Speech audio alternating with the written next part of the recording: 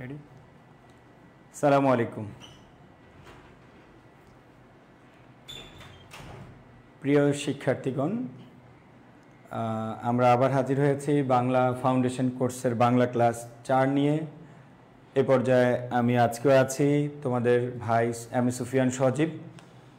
তোমরা যারা অলরেডি আমাদের ক্লাসে উপস্থিত হয়েছো, জয়েন করেছো, সবাই একটু কমেন্ট করো যে আমাদের সাউন্ড এভরিথিং ক্লিয়ার কিনা, ঠিকমতো শোনা যাচ্ছে কিনা, সব কিছু ঠিক আছে কিনা।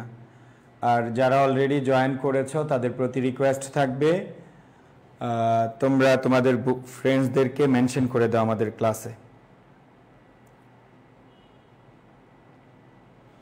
আমরা 2 মিনিট সময় নিব। তোমরা জানো আমার কণ্ঠের অবস্থা ততটা ভালো না, কারণ কন্টিনিউ ক্লাস নিতে নিতে গলা ভেঙে গেছে। তো যাই হোক, এরকমই হয় প্রতি সিজনে। আমি বোঝানোর ট্রাই করব, আমি চেষ্টা করব যেন কথা বুঝতে পারো। ওকে? তো যারা ক্লাসে জয়েন করেছ তোমরা তোমাদের ফ্রেন্ডসদেরকে মেনশন করে দাও। যারা এই বছর বিশ্ববিদ্যালয়ে ভর্তি পরীক্ষা দিবে তাদেরকে তোমরা মেনশন করে দাও।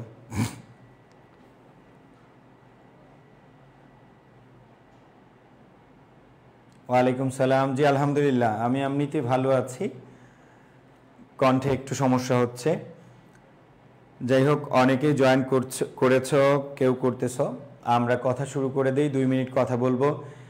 তোমরা জানো আমি প্রথম দিন অনেক বেশি কথা বলি, বিভিন্ন দিক নির্দেশনামূলক, তবে যখন ক্লাস শুরু করে দেই তখন আমার আর কথা থাকে না। তো আমরা এই পর্যায়ে বিশ্ববিদ্যালয়ে ভর্তি যে পরীক্ষা দিব, এইচএসসির একটা সিদ্ধান্ত মোটামুটি চলে এসেছে। তো এখন এই সিদ্ধান্তের উপর বেসিস করে আমরা কোচিং শুরু করে দিয়েছি। তো আই এডুকেশন যেহেতু তোমাদেরকে কমিটমেন্ট দিয়েছিল একটা 15 দিনের ফাউন্ডেশন কোর্স, তো সেই 15 দিনের ফাউন্ডেশন কোর্স আমাদের হয়তো 30 তারিখে শেষ হবে। তারপর আমরা অ্যাডমিশন শুরু পেইড ব্যাচের ক্লাস শুরু করব। তবে আমাদের ভর্তি চলমান রয়েছে, বিভিন্ন সুযোগ সুবিধা এবং ডিসকাউন্ট সহকারে আমাদের ভর্তি চলমান রয়েছে। তো আমরা গতকালকেও বলেছি, আমরা চেষ্টা করলে কিন্তু গতকালকেও শুরু করে দিতে পারতাম। আমাদের এখানে যত স্টুডেন্ট ভর্তিকৃত, হিউজ স্টুডেন্ট ভর্তি হয়েছে আলহামদুলিল্লাহ। এবং তোমরা যারা এখনো ভর্তি হওনি, আমাদের ক্লাস নিয়ে যদি কারো কোনো সন্দেহ থাকে আমাদের ক্লাসগুলো কন্টিনিউ করো, এটা থাকবে রিকোয়েস্ট। আর আরেকটা বিষয় হলো, অন্ততপক্ষে যাচাই না করে কোথাও ভর্তি হবে না, এইটা হলো তোমার বিষয়। কারণ একটা ভুল সিদ্ধান্ত তোমার সারা জীবনের বয়ে বেড়াতে হবে যদি ভুল জায়গায় চলে যাও, যেখানে আসলে ভর্তি হওয়ার পরই continue class, exam, solve class, তুমি তোমার মতো করে, আমাদের এখানে যারা আছো তো অনেক গ্রাম থেকে আছে, তুমি তোমার মতো করে সার্ভিসটা পাওয়ার জন্য অবশ্যই তোমাকে একটু ভালো জায়গায় ভর্তি হতে হবে। ওকে? তো যাই হোক, অনেকে জয়েন করেছ, বাকিরা আসুক, আমরা ক্লাস শুরু করে দেই। নোয়াখালী, লক্ষ্মীপুর, ফেনী, কুমিল্লা খুব বাজে অবস্থা আমরা জানি। তা আমরা যে যার যার জায়গা থেকে সর্বোচ্চ সাপোর্ট দিবেন ইনশাআল্লাহ। আর আরেকটা বিষয় হলো, আসলে ওদের জন্য অনেক কষ্ট, যারা ওই দিকের আছে, মানুষ আছে আমাদের, ওদের জন্য যে কোনো কিছুই করা, এখন আসলে ক্লাস করা অনেক কিছু তাদের জন্য কষ্টকর, এটা অসম্ভব প্রায়। তো ইনশাআল্লাহ আমরা তাদের জন্য হয়তো স্পেশাল কিছু রাখবো। তারা যদি কেউ এখন ক্লাসগুলো অ্যাটেন্ড না করতে পারে, তা আমরা তাদের জন্য হয়তো ভবিষ্যতে আলাদা করে কোনো কিছু আয়োজন করবো ইনশাআল্লাহ। জি, তাহলে আমরা আজকে ক্লাস শুরু করে দিচ্ছি। আর কথা না বাড়িয়ে আমরা আমাদের মূল আলোচনায় চলে যাই। আজকে আমরা আরেকটা টপিক সিলেক্ট করেছি, যেই টপিক থেকে আমি আবারও বলছি, আমি এমন ভাবে টপিকগুলো সিলেক্ট করি যেগুলো থেকে নিশ্চিত প্রশ্ন আসে। তো অনেকে আছে যে এই টপিকটা একটু পড়েছ, চেষ্টা করেছ, নিজে ওইভাবে হয়ে ওঠে না। আমি বলছি এইচএসসি এবং অ্যাডমিশন টেস্ট দুইটা একদম ভিন্ন লেভেলের প্রস্তুতি, দুইটার প্রস্তুতিটা একদম ভিন্ন। তা আমরা আজকে আরেকটি টপিক সিলেক্ট করব এবং আমরা একদম বেসিক থেকে ফাউন্ডেশন, লক্ষ্য করো, তোমরা অনেকেই বুঝতে পারো যে আমি হুটহাট করে কোনো জায়গা থেকে কোনো কিছু শুরু করে দেই না। আমি আগে নিয়ম শিখাই, আগে বুঝাই, বাংলা যে সিস্টেমেটিক ওয়েতে স্টেপ বাই স্টেপ প্রতিটা বিষয় বোঝা যায়, সেটা কিন্তু আমার ক্লাসের ধরন দেখলে বুঝতে পারবো। আমি আগে নিয়ম শিখাই, তারপর তোমাকে প্র্যাকটিস করাই, যেন তুমি জিনিসটা ইজিলি মানে কপ আপ করতে পারে, ইজিলি তোমার যেন ব্রেইনে জিনিসটা ধরে।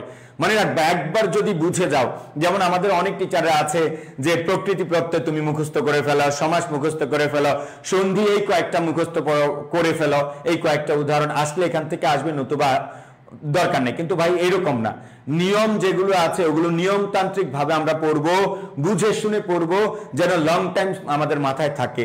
আর যেটা ব্যতিক্রম আছে সেটা তো আমি সাইডে সাইড নোট করে লিখে দিই।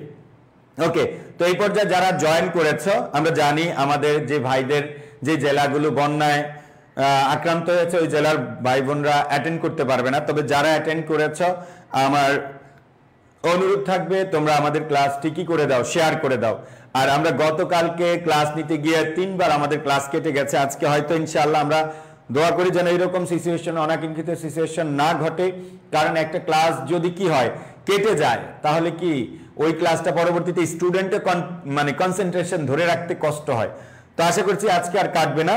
তো সবাই আমাদের এখানে যেহেতু অনেক ক্লাস কন্টিনিউয়াস একটার পর একটা ক্লাস চলতেই থাকে, তাহলে তুমি এই ক্লাসগুলো খুঁজে পাবে না, তোমার এই ক্লাসগুলো কি খুঁজে পাওয়া টাফ। সেই জন্য তুমি তোমার এই ক্লাসগুলো হয়তো একবার করলে বুঝতে পারবা না, দ্বিতীয়বার করলে 100% ওকে হয়ে যাবে, অথবা কেউ পুরোটা লিখতে পারো না, কষ্ট হয়ে যায়। যদিও আমি একদম স্টেপ বাই স্টেপ ধরে ধরে প্রত্যেকটা লাইন লিখে লিখে বুঝাই, অনেকের জন্য এটা অনেক সহজ হয়। তো এই জন্য বলবো ক্লাসটি শেয়ার করে তুমি তোমার টাইম লাইনে রেখে দাও। ওকে, সবাই ভালো খাতা কলম নিয়ে প্রস্তুত হও, আমরা আমাদের ক্লাস শুরু করে দিচ্ছি।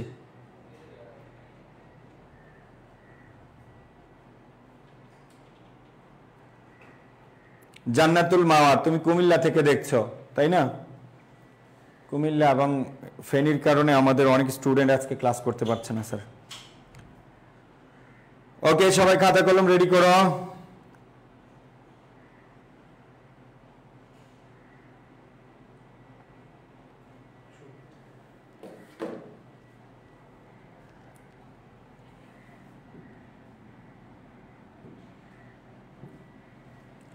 আমরা আজকে পড়ব বিশ্ববিদ্যালয় ভর্তি পরীক্ষা, যেখান থেকে একটি প্রশ্ন কমন আসবে। এইচএসসি 2024-এর উদ্দেশ্যে আমি এই টপিকটি এখনো পড়াইনি, সেকেন্ড টাইমদেরকে বিভিন্ন সময় বিভিন্ন জায়গায় ক্লাস নিয়েছি। তো তোমাদের উদ্দেশ্যে আমরা আজকে পড়াবো উপসর্গ, এবং ইনশাআল্লাহ এমনভাবে পড়াবো যারা কখনোই উপসর্গ বুঝতে পারোনি যে উপসর্গ থেকে আসলে এইচএসসি এবং অ্যাডমিশনে দুই রকম ভাবে প্রশ্ন আসে। তা আমরা এটা আজকে ইনশাআল্লাহ শেষ করব, যদি আমরা সময় পাই, তোমরা একটু ধৈর্য ধরো। ওকে, তো আমাদের যে কোনো টপিক আমাদের যখন আসবে, আমরা একটা জিনিস জানি, ব্যাকরণের আলোচ্য বিষয় কতটি? 4টি। ওই 4টির মধ্যে উপসর্গ কোন তত্ত্বে আলোচিত হয়? একটু রেসপন্স করো তো, কোন তত্ত্বে আলোচিত হয় বলো তো তোমরা? উপসর্গ, ইয়েস, অনেকেই বলতে পেরেছ। শব্দ বা রূপতত্ত্ব আলোচিত হয়, শব্দ অথবা রূপতত্ত্ব। আমি যেভাবে লিখে দেই লক্ষ্য করো, তুমি এইভাবে প্রত্যেকটা লাইন খাতায় রেখে রাখবা। আমি যে স্টাইলে লিখবো তুমি ওইটাই লিখবা। পরীক্ষার আগের দিন অন্তত পক্ষে এটার যে একটা সুফল ওইটা তুমি ভোগ করবা, কারণ একই জায়গা থেকে বারবার পড়লে তোমার জন্য বিষয়টা সহজ হবে। ওকে, শব্দ বা রূপতত্ত্ব আলোচিত হয়।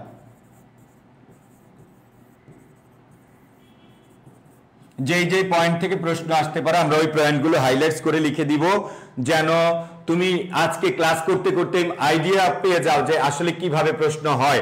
আমরা সবকিছু আমরা লিখে দিব, কোনো কিছু বাদ থাকবে না। ওকে, শব্দ বা রূপতত্ত্ব আলোচিত হয়।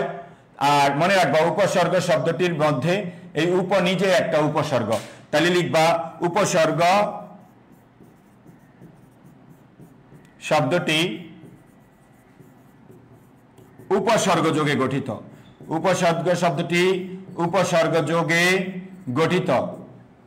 লক্ষ্য করো, আমি যদি চাইতাম যে এগুলো আমরা স্লাইডের মাধ্যমে পড়াই, তাহলে তোমরা কি করতে? স্ক্রিনশট নিয়ে নিতে, এইভাবে খাতায় হ্যান্ড নোট করতে না। ওকে, উপসর্গ শব্দটি উপসর্গ যোগে গঠিত। কিভাবে আমরা দেখলাম? আমরা তো অলরেডি উপরে দেখেছি। ওকে, উপসর্গ শব্দটি কি যোগে গঠিত? উপসর্গ যোগে গঠিত। তারপর আরেকটা ঝামেলা আছে, লক্ষ্য করো, যদি আমরা উপসর্গ বিশ্লেষণ করি, যদি আমরা কি বিশ্লেষণ করি বলো? উপসর্গ বিশ্লেষণ করি, তাহলে এইরকম হবে উপসর্গটা আগে আলাদা করো, উপ আলাদা করো, উপ যোগ শ্রী যোগ অ, উপযোগ শ্রী যোগ অ। তাহলে ঘটনা কি ঘটেছে বলতো, উপযোগ সৃজ যোগ অ, এইটুক হলো উপসর্গ, আর উপসর্গের পরে যে স্বর্গ আছে এটা ভাঙলে পাওয়া যায় কি সৃজ যোগ অ। আর এটা আমরা কোন নিয়মে ভেঙেছি, এটা আমরা প্রত্যয়ের নিয়মে ভেঙেছি, এটা আমরা প্রত্যয়ের নিয়মে ভেঙেছি। তাহলে উপসর্গ শব্দটি ডিরেক্ট উপসর্গ যোগে গঠিত হয়েছে। যদি অপশনে এইরকম কিছু না পাও বা কোশ্চেন প্যাটার্ন অনুযায়ী যদি বুঝতে পারো আর কি চেয়েছে, তখন আমরা এটা বলতে পারি যে উপসর্গের এই শব্দটি, স্বর্গ শব্দটি আবার কি বলো, প্রত্যয়ের নিয়মে গঠিত হয়েছে। কিসের নিয়মে গঠিত হয়েছে? প্রত্যয়ের নিয়মে গঠিত হয়েছে। ওকে, আর এটার ইংরেজি নাম হলো প্রেফিক্স। আমরা জানি এটি একটি পারিভাষিক শব্দ, মানে ইংরেজি থেকে এসেছে। কোথা থেকে এসেছে? ইংরেজি থেকে এসেছে। তোমরা যারা আমার ক্লাস করছো, আমি কিন্তু সবগুলো কথা বলে দেই, আই মিন পরীক্ষায় যেই যেই প্রশ্নগুলো হয় সেগুলো বলে দিয়েছি। তাহলে উপসর্গের ইংরেজি নাম কি বলো? প্রেফিক্স। প্রেফিক্স তোমরা অলরেডি এটা জানো, এই দ্যাটস ওয়াই এটা একটা পারিভাষিক শব্দ, অন্য ভাষা থেকে এসেছে। ওকে, এবং এই উপসর্গ শব্দটি একটি সংস্কৃত শব্দ বলা যাবে। কি শব্দ বলো? সংস্কৃত।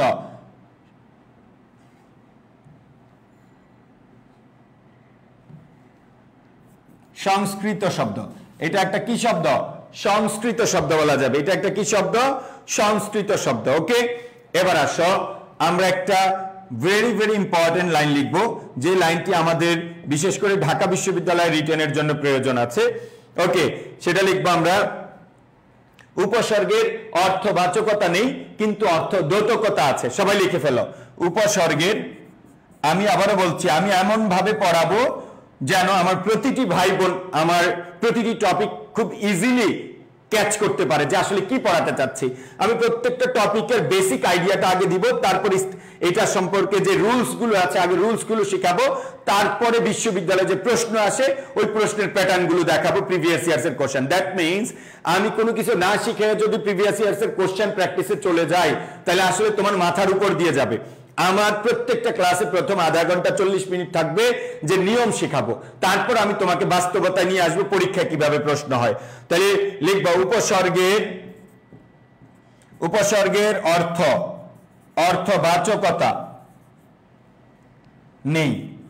উপসর্গের অর্থবাচকতা নেই কিন্তু, এটা তো তোমরা ছোটবেলায়, অর্থদ্যোতকতা আছে।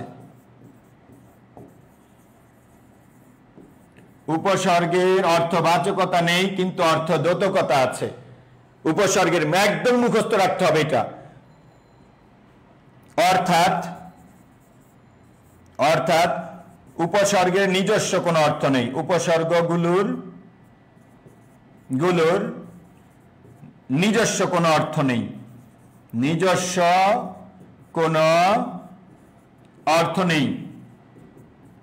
লক্ষ্য করো, তোমাদের আমি জানিয়ে দেওয়া মানে এই, তাহলে তুমি বিষয়গুলো বুঝতে পারবে। আসলে কোচিং এ আসার মূল কারণ হলো আমার বহু টপিক আছে, সব টপিক থেকে প্রশ্ন হয় না।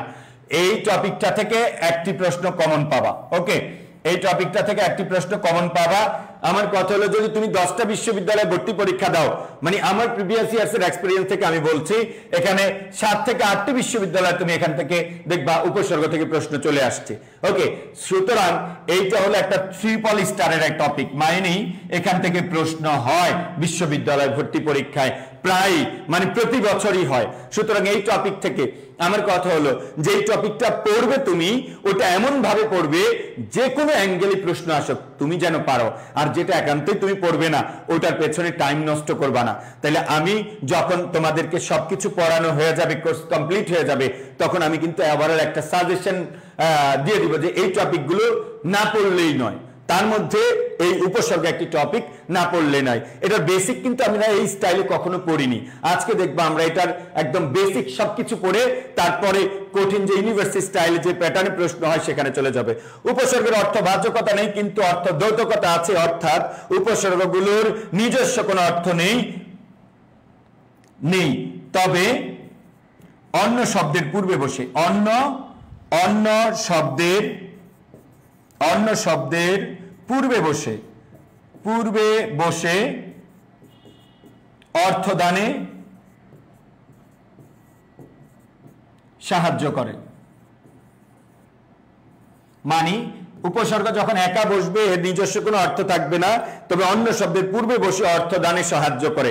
মানে অন্য শব্দের পূর্বে বসে ওই বিষয়গুলো নতুন নতুন অর্থ দিবে, নতুন ওই শব্দের অর্থের কি করবে, পরিবর্তন করবে। সে ফর এক্সাম্পল একটা শব্দের মৌলিক অর্থ যা আছে তার আগে যদি বিভিন্ন ধরনের উপসর্গ অ্যাড করে দেই, তখন ওই শব্দের মৌলিক অর্থ কি হয়ে যাবে বলো, পরিবর্তন হয়ে যাবে। তখন ওই শব্দের মৌলিক অর্থ কি হয়ে যাবে, পরিবর্তন হয়ে যাবে।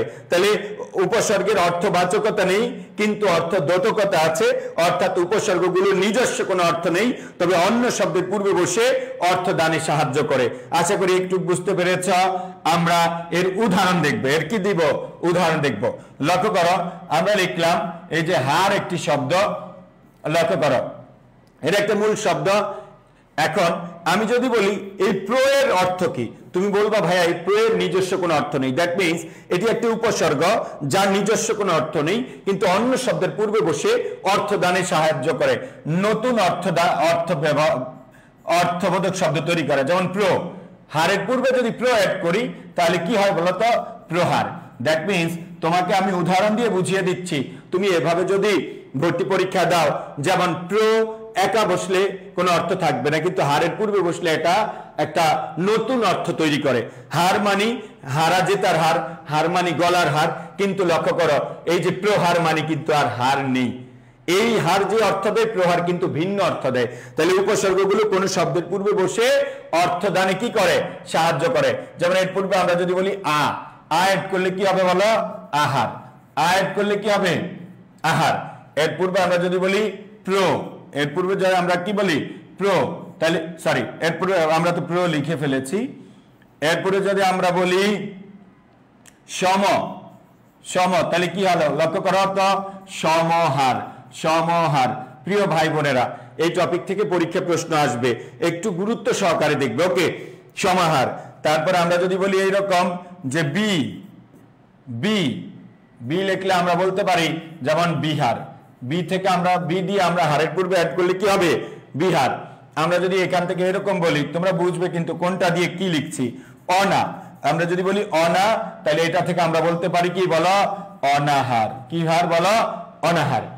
এই যে বললাম উপসর্গের নিজস্ব কোনো, তোমরা যদি একটু মনোযোগ দিয়ে দেখো ভাই বোনেরা, এগুলোর নিজস্ব কোনো কি নেই, অর্থ নেই। এগুলো নিজস্ব কোনো অর্থ নেই। এই জন্য আমরা বলেছি উপসর্গের অর্থবাচকতা নেই, মানে নিজস্ব কোনো অর্থ নেই কিন্তু অন্য শব্দের পূর্বে বসে অর্থ দানে সহায়তা করে, নতুন নতুন অর্থবোধক শব্দ তৈরি করে। নতুন নতুন অর্থবোধক শব্দ কি করে, তৈরি করে। ওকে, তারপরে আসো, তারপরে লেখা শেষ এই পর্যন্ত। সবার লেখা শেষ। যারা আমাদের ক্লাসে জয়েন করেছ, আমি আবারও বলছি আমাদের ক্লাসটি শেয়ার করার মাধ্যমে মানে সবাইকে দেখার একটু সুযোগ করে দাও। তোমার মাধ্যমে যদি অন্যরা একটু উপকৃত হয় তাহলে লস কি ভাই, এত কিপটেমি করার কোনো দরকার নেই। আর আমাদের মধ্যে একটা শ্রেণী আছে বন্ধু বান্ধবীদেরকে হেল্প করতে চাই না। মনে রাখবা এটা কোনো এইচএসসি পরীক্ষা না, এটা কোনো একাডেমিক পরীক্ষা না যে তুমি ফার্স্ট সেকেন্ড থার্ড হবা। তোমার সবগুলো বন্ধুকে নিয়ে যদি তুমি ঢাকা বিশ্ববিদ্যালয়, জগন্নাথ, জাহাঙ্গীরনগর, রাজশাহী, বিউপিতে ভর্তি হও তাহলে বুঝো তোমার ক্যাম্পাস লাইফটা কেমন হবে। তার মানে তুমি সবাইকে কি করো, সহযোগিতা করো। তোমরা সবাইকে কি করতে পারো, সহযোগিতা করো। ওকে, নেক্সট। এরপরে আসো, আমরা বলছি আমি আমার বাংলা ক্লাসগুলো যারা সত্যিকার অর্থে চান্স পেতে চাও, আমি এগুলো ডিজাইন করেছি কমনের উদ্দেশ্যে, কাউকে মজা দেওয়ার উদ্দেশ্যে না। ওকে, আমরা নেক্সট আমরা পড়বো বাম পাশে স্টার দিয়ে লিখবা, স্টার লিখবা উপসর্গের কাজ। উপসর্গের, সবাই লিখবো উপসর্গের কাজ, আন্ডারলাইন। আমি যেভাবে লিখবো ঠিক এভাবেই প্রত্যেকটা লাইন লিখবে, তাহলে তোমার বাসায় গিয়ে পড়তে, বাসায় যখন পরবর্তীতে পড়বে সহজ হবে। ওকে ভাই, অপ্রয়োজনীয় কথা না বলি, আমরা ক্লাসে মনোযোগ দেই। ক্লাস শেষ করার পর বুঝতে পারবা তুমি কতটুকু শিখতে পেরেছো। ওকে, লিখবা নতুন অর্থবোধক শব্দ তৈরি করা। নতুন অর্থবোধক, অর্থবোধক শব্দ তৈরি করা। আমি বলছি 10 থেকে আর 15 মিনিট তোমাকে একটু বোরিং লাগবে, আই মিন এগুলো বুঝার জন্য, পরবর্তী কঠিন জিনিসগুলো বুঝার জন্য আমি আগে বেসিকটা পড়াচ্ছি। নতুন অর্থবোধক শব্দ তৈরি করা। এটা কার কাজ বলো? উপসর্গের কাজ, নতুন অর্থবোধক শব্দ তৈরি করা। যেমন আমরা বলতে পারি ভাত থেকে প্রভাত, ভাত থেকে কি বলো? প্রভাত। আমরা আজকে শিখিয়ে দিব উপসর্গে কোনটা কোন অর্থে ব্যবহার হয়, যে কঠিন জিনিসগুলো গত 12 বছরে তোমরা শিখতে পারোনি। ওকে, তারপরে লিখবা শব্দের অর্থের পূর্ণতা দান করা, শব্দের অর্থের পূর্ণতা দান করা, শব্দের অর্থের পূর্ণতা দান করা, শব্দের অর্থের পূর্ণতা দান করা।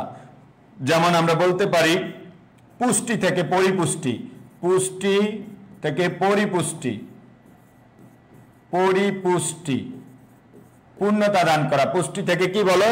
পরিপুষ্টি। তারপরে লিখতে পারো, এগুলো কিন্তু একদম ফিক্সড, এই কয়েকটা লাইন মুখস্থ করতে হবে।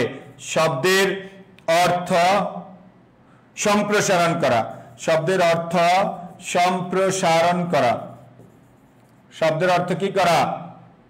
সম্প্রসারণ করা, শব্দের অর্থ কি করা? সম্প্রসারণ করা।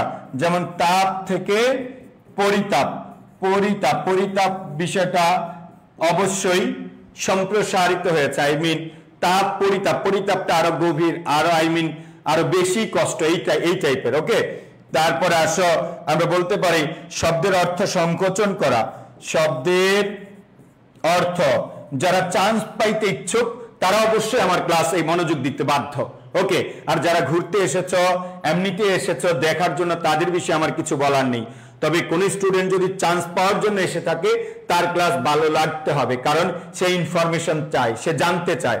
ওকে, শব্দের অর্থ সংকোচন করা, সংকোচন করা, শব্দের অর্থ কি করা?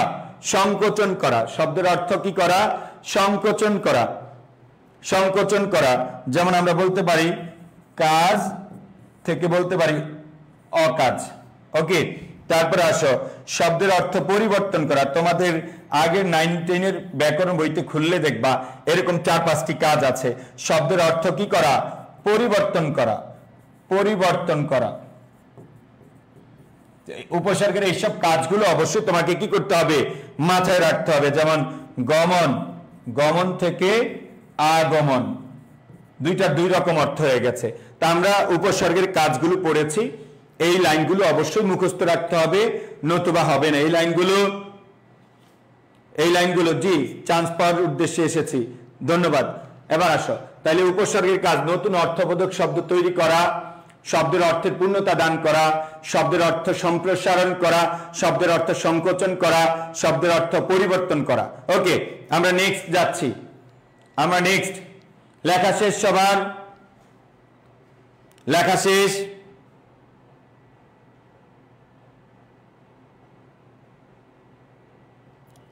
ওকে, ঠিক আছে। তাহলে আমরা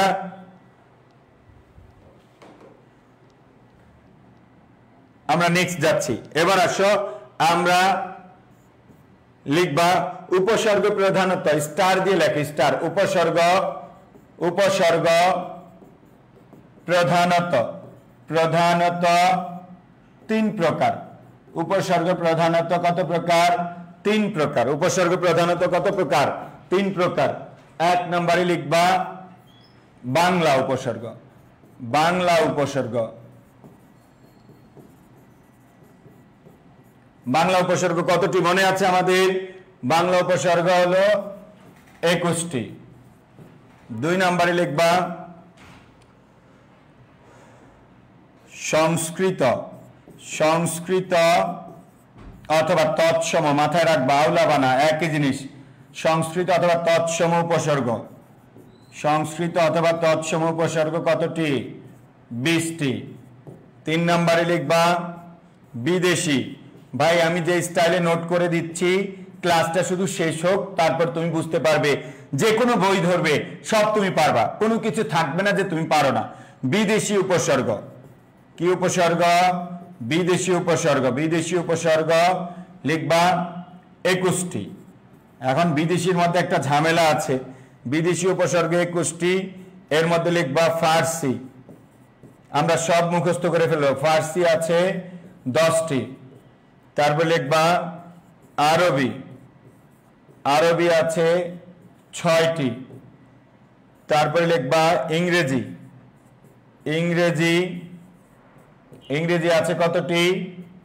4টি। তারপরে লিখবা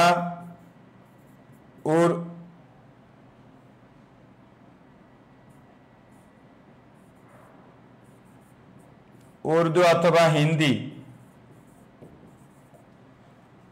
আছে 1টি। ওকে, লিখে ফেলো সবাই। আমরা বলেছি উপসর্গ, আমরা বলেছি বাংলা উপসর্গ কতটি? 21টি, সংস্কৃত উপসর্গ 20টি। যেটা সংস্কৃত সেটাই কি বলো? সেটাই হলো তৎসম। বিদেশি উপসর্গ 21টি, ফার্সি 10টি, আরবি 6টি, ইংরেজি 4টি, উর্দু বা অথবা হিন্দি কয়টি? 1টি। ওকে, যারা কখনোই আগে ডিটেলস উপসর্গ ক্লাস করনি তারা একটু অপেক্ষা করো, আমরা আগে বেসিকটা পড়ায় নিই, তারপর আমরা কঠিন জায়গায় যাব। ওকে, আমরা আগে বেসিকটা পড়িয়ে নিই। সবাই একটু মনোযোগ দাও ক্লাসে। নেক্সট, নেক্সট, তাহলে আমরা উপসর্গ জানতে পারলাম কতগুলো। এবার একটা কাজ আছে, সেটা হলো আমরা উপসর্গগুলো কি করব? লিখে ফেলবো। আমার স্টাইলে লিখে ফেলো, যারা নিজের স্টাইল পারো অবশ্যই তারা ওই স্টাইলে লিখবা। বাংলা উপসর্গ, ওকে, অবশ্যই খাতায় লিখে ফেলতে হবে। আমরা জানি এগুলো মুখস্থ করতে হবে, এগুলো থেকে প্রশ্ন আসে। বাংলা উপসর্গ আমি যেইভাবে কবিতার মতো লিখবো এই স্টাইলে লেখো, আর যদি তোমার কোনো প্যাটার্ন মুখস্থ থাকে ওইটা লিখে ফেলো এখানে। এই খাতা থেকেই তোমার পরীক্ষায় অনেক প্রশ্ন কমন আসবে, সুতরাং এটার গুরুত্ব দাও।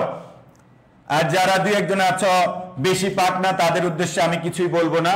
তোমরা এভাবেই সারা জীবন পাকনামি করবা, কিন্তু কাজের বেলায় কিছুই থাকবে না। একটু বোকা হইতে হবে, আগামী 4-5 মাস একটু বোকা থাকতে হবে, শিক্ষকের কথা শুনতে হবে, আমরা ভালো কথা বলি। ওকে, লিখবা অ, অঘা, অজ, অন অথবা অনা, যাই হোক। তারপরে আ, আর, আব, আন। আমি যেভাবে লিখছি ওইভাবে ক্রমান্বয়ে কি করবা? একটার পর একটা লিখবা। অ, অঘা, অজ, অন, আ, আর, আব, আন, উনা, ইতি, উনা, ইতি, শ, শা, সু, হা, উনাইতি, শ, শা, সু, হা। রামভর বিনি, রাম, ভর, বি, নি।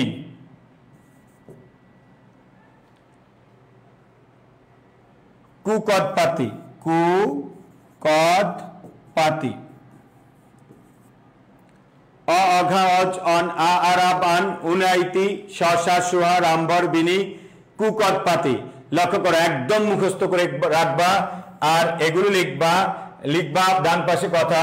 বাংলা উপসর্গ, বাংলা উপসর্গ, বাংলা উপসর্গ অবশ্যই অবশ্যই বাংলা শব্দের পূর্বে বসবে।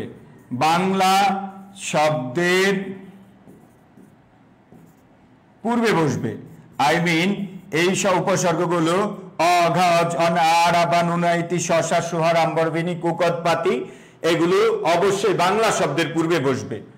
মানে এগুলো দেখলে বুঝবে এটা একটা বাংলা শব্দ। কি শব্দ? বাংলা উপসর্গ অবশ্যই বাংলা শব্দের পূর্বে বসবে, 4টা ছাড়া। কোন 4টা ছাড়া? আ, সু, বি, নি। এই 4টা 2 জায়গায় আছে। এই 4টার ক্ষেত্রে আমরা আলাদা কিছু নিয়ম করব।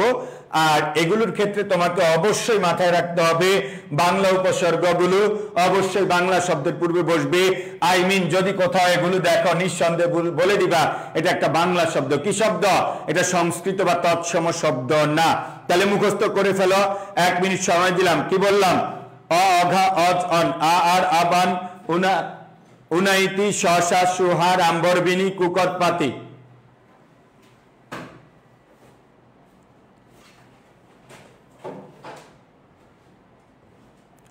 লেখা শেষ সবার? মুখস্থ করতে হবে ভাই বোনেরা। আমি আবারও বলছি, আমি মজা দেওয়ার জন্য ক্লাসে আসি নাই। তাহলে কিন্তু আমি মজার পাঠগুলো, যে পাঠগুলোতে হাসি ঠাট্টা করা যায়, জোকস বলা যায়, ওগুলো পড়াতাম। আমি আসছি তোমাকে কঠিন জিনিস পড়ায়া বুঝাবো যে এই জিনিসও পড়ানো যায়। এত সুন্দরভাবে এগুলো চেষ্টা করলে বোঝা যায়। ওকে, লেখা শেষ সবার?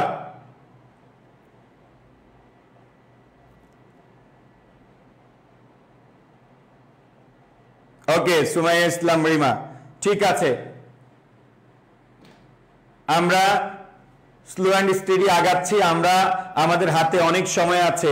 যদি প্রিয় ভাই বোনেরা যদি এই ক্লাসটা আজকে মনোযোগ দিয়ে করে ফেলতে পারো তাহলে কিন্তু তুমি একটা টপিক শেষ করে ফেললা।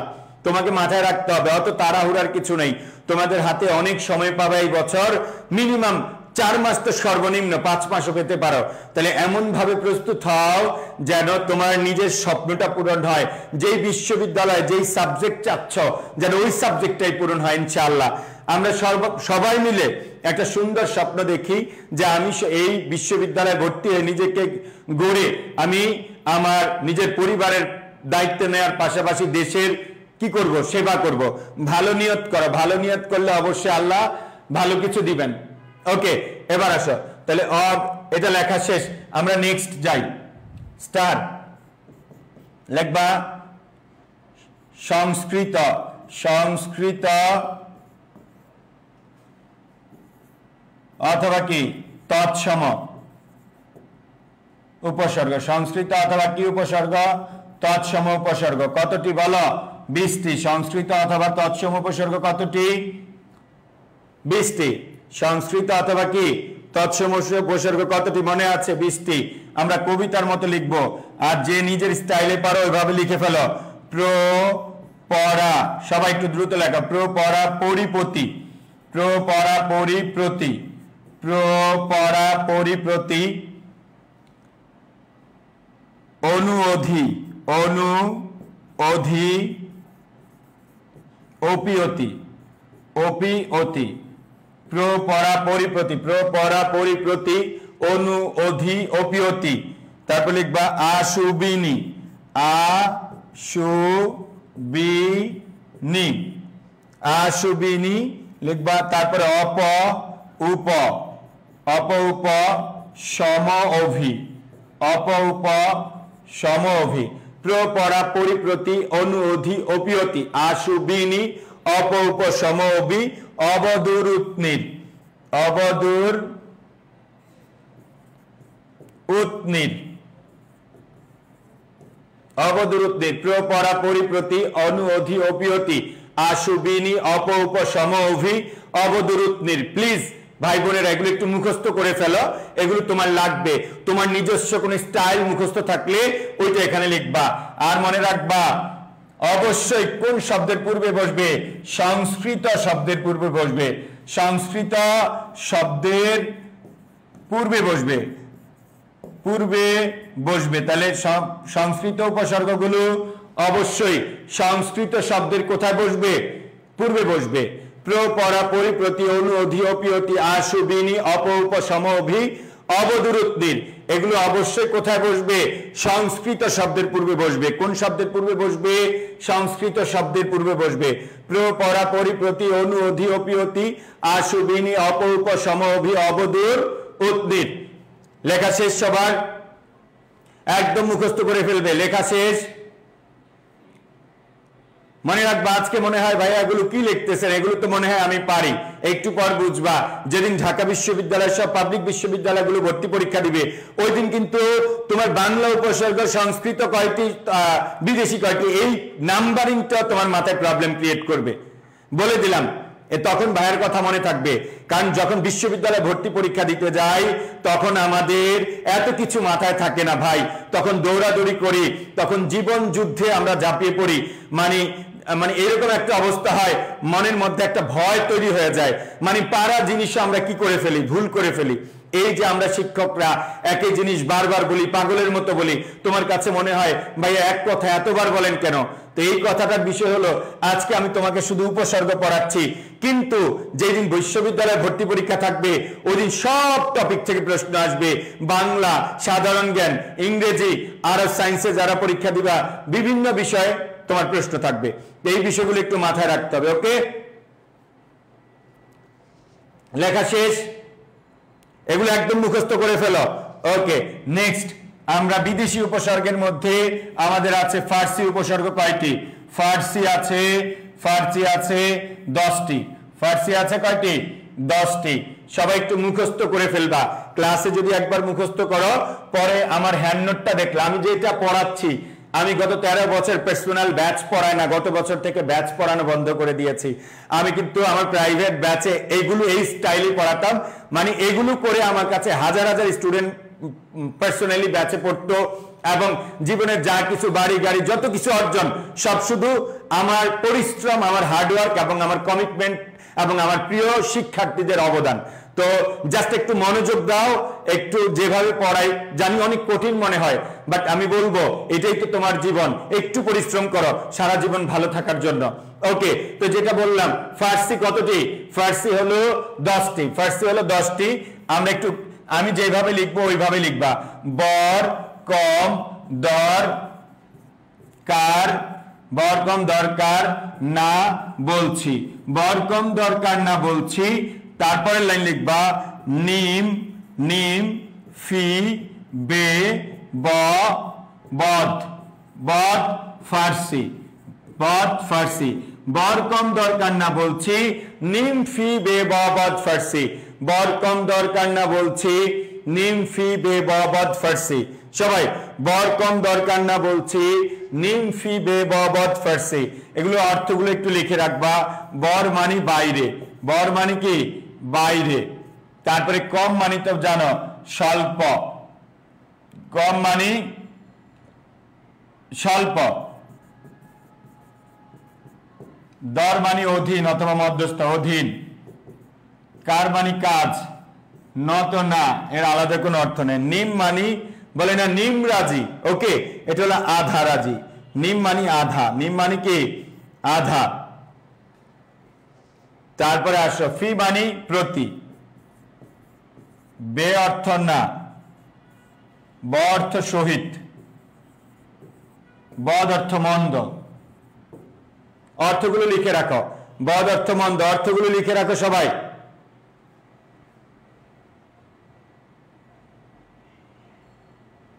ওকে, এগুলো আমি যে স্টাইলে পড়াচ্ছি লক্ষ্য করো। তুমি হয়তো কখনো অর্থগুলো শিখতে চাওনি, কারণ অর্থগুলো দরকার আছে। ওকে, যেমন আমরা যদি বলতাম নিমতিতা, নিমতিতা এটা কি সাধিত শব্দ? কি তিতা বলো?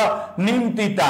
এখন নিমতিতা মানে নিমের ন্যায় তিতা, নিমের ন্যায় কি বলো? তিতা। তখন এটা কি উপসর্গ সাধিত শব্দ ভাই বোনেরা? না, এটা একটি সমাস সাধিত শব্দ। কিন্তু আমরা যদি বলি কি নিমরাজি, নিম মানি আধা রাজি, বলে না সে কি রাজি হয়েছে? বলে না নিমরাজি মানে সেই লোকটা কি হয়েছে? আধা রাজি। দ্যাট মিনস এই উপসর্গের অর্থটা আসবে আধা, আর নিম তিতা, নিমের ন্যায় তিতা, ওইটা হলো ভিন্ন অর্থ দিবে। ওকে, দ্যাট মিনস যদি আধা অর্থে ব্যবহার হয় তাইলে বুঝবে এটা উপসর্গ সাধিত শব্দ। যদি আধা অর্থে ব্যবহার না হয়, ওই রকম স্টাইল প্যাটার্ন ফলো করে, তাহলে সেটা কিন্তু সমাস সাধিত। এই জন্য আমরা এগুলোর কি বলবো? অর্থগুলো আমরা কি করে ফেলতে পারি? লিখে রাখতে পারি। ব মানে শহীদ, বলে না বমাল, বমাল মানে কি? মাল সহ। বমাল মানে কি বলো? মাল সহ। তার মানে এটার অর্থ কি বলো? শহীদ। লেখা শেষ। ওকে, তারপরে আসো আমরা নেক্সট যাই। আমরা দ্রুত এখন মেইন কথাগুলো শেষ করে আমরা আসল কাজে চলে আসবো। এতক্ষণ আমরা ফান করেছি, বেসিক শিখেছি, আসল কাজ আমাদের বাকি। লিখবা আরবি কয়টি? আরবি জাস্ট এগুলো আমরা জানি। আরবি উপসর্গ 6টি, আমরা এগুলো জানি। তারপরে লিখে রাখি, যেহেতু নোট করছি সবকিছুই থাকবে। 6টি আরবি কয়টি? 6টি। আরবি হলো 6টি। সবাই একটু নিচে নিচে লিখবা। আম, খাস, লা, গর, বাজে, খয়ের। সবাই একটু মনোযোগ দাও। আম, খাস, লা, গর, বাজে, খয়ের। আম, খাস, লা, গর, বাজে, খয়ের। আম জনতা বলে না, তাহলে এরা হলো সাধারণ পাবলিক। তারপরে খাস লোক মানে চামচা, তাহলে এটা হলো বিশেষ, বিশেষ লোক। তারপরে লা বলে না আরবিতে লারাই বাফি, এতে কোনো কি নাই? সন্দেহ নেই। হুদাল্লিল মুত্তাকিন, তো লা মানে না। গড় বলে না গড় মিল মানে মিলের অভাব, তাহলে গড় কোন অর্থে ব্যবহার হয়? অভাব অর্থে। বাজে কথা বলিস কেন? এই বাজে মানে বিবিধ, বিবিধ, বিবিধ। খয়ের এটা আরবি শব্দ, কই থেকে আসছে বলো? খায়রুন থেকে। যারা আরবি বুঝছো তারা বলতে পারবা। খায়রুন মানে কল্যাণ অথবা উত্তম। তাহলে এই হলো আরবি উপসর্গ। কয়টি বলো? আরবি উপসর্গ হলো 6টি, অনেক জায়গায় 4টি 5টি দেওয়া আছে, ভুল। সংখ্যায় যদি আসে আরবি উপসর্গ কতটি, অবশ্যই বলবা কয়টি, 6টি। ওকে, আরবি উপসর্গ কয়টি, 6টি। আর লাস্ট লক্ষ্য করো, আমরা জানি ইংরেজি উপসর্গ, ইংরেজি অনেকে আছে একদম বেসিক জানো না, ইংরেজি কয়টি বলো, 4টি। আমরা জানি ইংরেজি 4টির মধ্যে আছে ফুল, হাফ, হেড, আরেকটা কি ফুল, হাফ, হেড, সাব। একটু এক জায়গায় যেহেতু লিখছি সব নোট করছি, যার অন্য কোনো বই পড়ার দরকার না হয় এই জন্য আমি সব লিখে দিচ্ছি। আর হিন্দি অথবা উর্দু, হিন্দি অথবা কি বললাম, উর্দু, এটা কয়টা, একটি, সেটা হলো হর। সেটা কি বলো, হর। বলে না হর রোজ মানে কি, রোজ রোজ, হর রোজ মানে কি, রোজ রোজ। ওকে, তাইলে আমাদের এই পর্যন্ত উপসর্গগুলো আমরা শেখা শেষ। এরপরে আমরা আসবো, আমরা উপসর্গগুলো ভাঙার নিয়ম জানবো। কোন উপসর্গ একটা বাক্যে বিশাল বাক্য দিয়ে দেয় আমাদের, বিশেষ করে বি ইউনিটে আর্টসের স্টুডেন্টদেরকে দিবে একটি বাক্য দিয়ে বলবে এই বাক্যে কতটি উপসর্গ আছে। ওকে, আর কমার্স এবং অন্যান্য সায়েন্সের যারা বাংলায় পরীক্ষা দিবা তাদের মধ্যে নরমালি দেওয়া থাকে শব্দ, এই শব্দে কতটি উপসর্গ আছে। আর যে ডি ইউনিট বিভাগ পরিবর্তন বা সি ইউনিটে নরমালি এরকম চলে আসে, খাস কোন দেশি উপসর্গ, নিম নিচের কোনটি বিদেশি উপসর্গ, উত্তর দিতে পারো নিম যদি অপশনে থাকে, এইরকম আর কি। তো আশা করি বিষয়গুলো তোমরা সহজ হবে, অত কঠিন হবে না ইনশাআল্লাহ। ওকে, নেক্সট। তাহলে আমরা আর আছে আমাদের একটা প্রবলেম আছে, সেটা হলো আশুবিনী নিয়ে প্রবলেম। কি নিয়ে প্রবলেম বলো, আশুবিনী নিয়ে প্রবলেম। সেটা আমরা সলভ করে দিব। তার আগে আমরা স্টার দিয়ে লিখবা উপসর্গ বের করার নিয়ম, উপসর্গ বের করার নিয়ম, উপসর্গ বের করার নিয়ম। এগুলো কোনো বইয়ের কথা না, আমি প্রতিদিন একটি কথা তোমাদের বলে রাখি, আগে বাংলায় চান্স পাওয়ার জন্য, ভালো করার জন্য আমাদের কি করতে হবে, প্রস্তুতি নিয়ে চান্স পেতে হবে। তারপর আমরা বাংলায় যদি আরো বেশি কিছু জানার থাকে আমরা বাংলায় পিএইচডি করব। উপসর্গ কি করার নিয়ম, বের করার নিয়ম। একটা শব্দ থেকে উপসর্গ কিভাবে বের করবা সেই নিয়মটা আমরা লিখব। ওকে, তার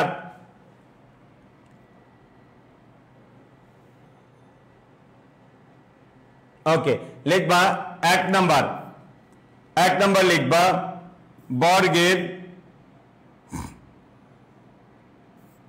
বর্গের পঞ্চম বর্ণ অথবা অনুসার। মনে রাখবা বর্গের পঞ্চম বর্ণ কোনগুলো, উ, ই, উ, তারপরে কি ই, মূর্ধন্য, এই টাইপের বর্ণগুলো, ম। ওকে, লক্ষ্য করে এই উ যে কথা আমরা যদি বলি বাংলা, এভাবে লেখা যায়, আবার বাংলা অনুসার দিয়ে লেখা যায়, রাইট? দ্যাট মিন্স অনুসার আর উ কি কথা, একই কথা। এই জন্য লিখলাম বর্গের পঞ্চম বর্ণ অথবা কি থাকবে বলো, অনুসার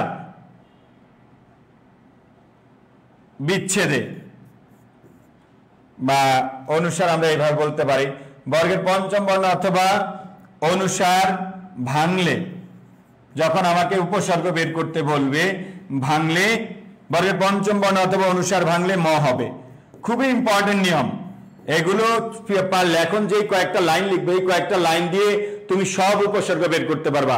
বর্গের পঞ্চম বর্ণ অথবা অনুসার ভাঙলে কি হবে বলো, ম হবে। 2 নাম্বার নিয়ম পড়বা, জ অথবা জফলা, জ অথবা কি ফলা, জফলা ভাঙলে, জ অথবা জফলা ভাঙলে, আই মিন এই থেকে যদি কোনো শব্দে উপসর্গ বের করতে বলে, ওই শব্দে যদি জ বা জফলা থাকে, ওই দুইটা ভাঙলে কি হবে বলো, জ অথবা জফলা ভাঙলে রস্বইকার হয়। ডিরেক্ট আমরা কার দিয়ে দিলাম, রস্বইকার হয়। তারপরে 3 নাম্বার লিখবা জফলার পর, এটা আমরা একটা কি লিখছি, নিয়মগুলো লিখতে হবে সবার। লিখবা এটা হলো কি বলো, জফলা। জফলার পর সাধারণত একটি অ ধরা যায়, যদি কোনো অন্য কোনো স্বরবর্ণ স্বরচিহ্ন না থাকে, অ ধরা যায়। সেটা আমি বুঝিয়ে দিব কোন ক্ষেত্রে ধরা যাবে আর কোন ক্ষেত্রে ধরা যাবে না। লাইনগুলো একটু মুখস্থ করো। বর্গের পঞ্চম বর্ণ অথবা অনুসার ভাঙলে কি হবে? ম হবে। জ বা জফলা ভাঙলে রসইকার হবে। জফলার পর সাধারণত একটি কি থাকবে? একটি অ ধরা যাবে। তারপর আমরা লিখব এরকম যে বফলা ভাঙলে বিচ্ছেদে বফলা ভাঙলে রস্যকার হবে, ডিরেক্ট রস্যকার হবে। বফলা ভাঙলে কি হবে? রস্যকার হবে। কোন শব্দ থেকে যদি বলে সন্ধি উপসর্গ বের করো, তা যদি বফলা থাকে ওই জায়গায় আমরা কি লিখব? রস্যকার লিখব। তারপরে 5 নাম্বার লিখবা বর্গের তৃতীয় বর্ণ। বর্গের কোন বর্ণ? তৃতীয় বর্ণ। বর্গের তৃতীয় বর্ণ ভাঙলে, বর্গের তৃতীয় বর্ণ ভাঙলে ওই বর্গের প্রথম বর্ণ হবে। ওই বর্গের প্রথম বর্ণ হবে। বর্গের তৃতীয় বর্ণ ভাঙলে ওই বর্গের কি হবে? প্রথম বর্ণ হবে। আমি এই যে 5টি লাইন লিখছি সবাই একটু মনোযোগ দাও। এই 5টি লাইনে সবাই একটু মনোযোগ দাও। বর্গের পঞ্চম বর্ণ অথবা অনুসার ভাঙলে কি হবে? ম হবে। জ বা জফলা ভাঙলে রস্যইকার হবে। জফলার পর সাধারণত একটি অ ধরা যায়। বফলা ভাঙলে কি হবে? রস্যকার হবে। বর্গের তৃতীয় বর্ণ ভাঙলে ওই বর্গের কি বর্ণ হবে? প্রথম বর্ণ হবে। এই পর্যন্ত কি লেখা শেষ? সবার লেখা শেষ? টপিকটা পরীক্ষা আসার মতো, কমন আসার মতো একটা টপিক, ইম্পর্টেন্ট। সুতরাং এটা পড়তে অত মজার বিষয় না, অত ভালো লাগার কথা না। সুতরাং তোমরা যারা তারে নারে করতেছ যে ক্লাসে ঢুকো আবার বের হও, তাদের উদ্দেশ্যে বলছি কোনো কাজ নাই, কিন্তু তারপরও ক্লাস না করে অন্য কাজ করবা, ফেসবুকিং করবা, মোবাইল চালাবা, কারো সাথে প্রেম আলাপ করবা, এগুলো আল্লাহ দেখেন। এগুলো কিন্তু আল্লাহ দেখেন। তো আল্লাহ কিন্তু কাউকে এমনিতেই কোনো কিছু দিয়ে দিবেন না, মাইন্ড ইট। আল্লাহ কিন্তু কাউকে এমনিতেই কোনো কিছু দিয়ে দিবেন না। আল্লাহ তোমাকে এখন সময় দিয়েছে পড়াশোনা করার। যারা এর মধ্যে পড়াশোনা করবা তারাই শুধু চান্স পাবা। মনে রাখবা এখানে 1 ঘন্টার পরীক্ষার বিষয়, অনেক না।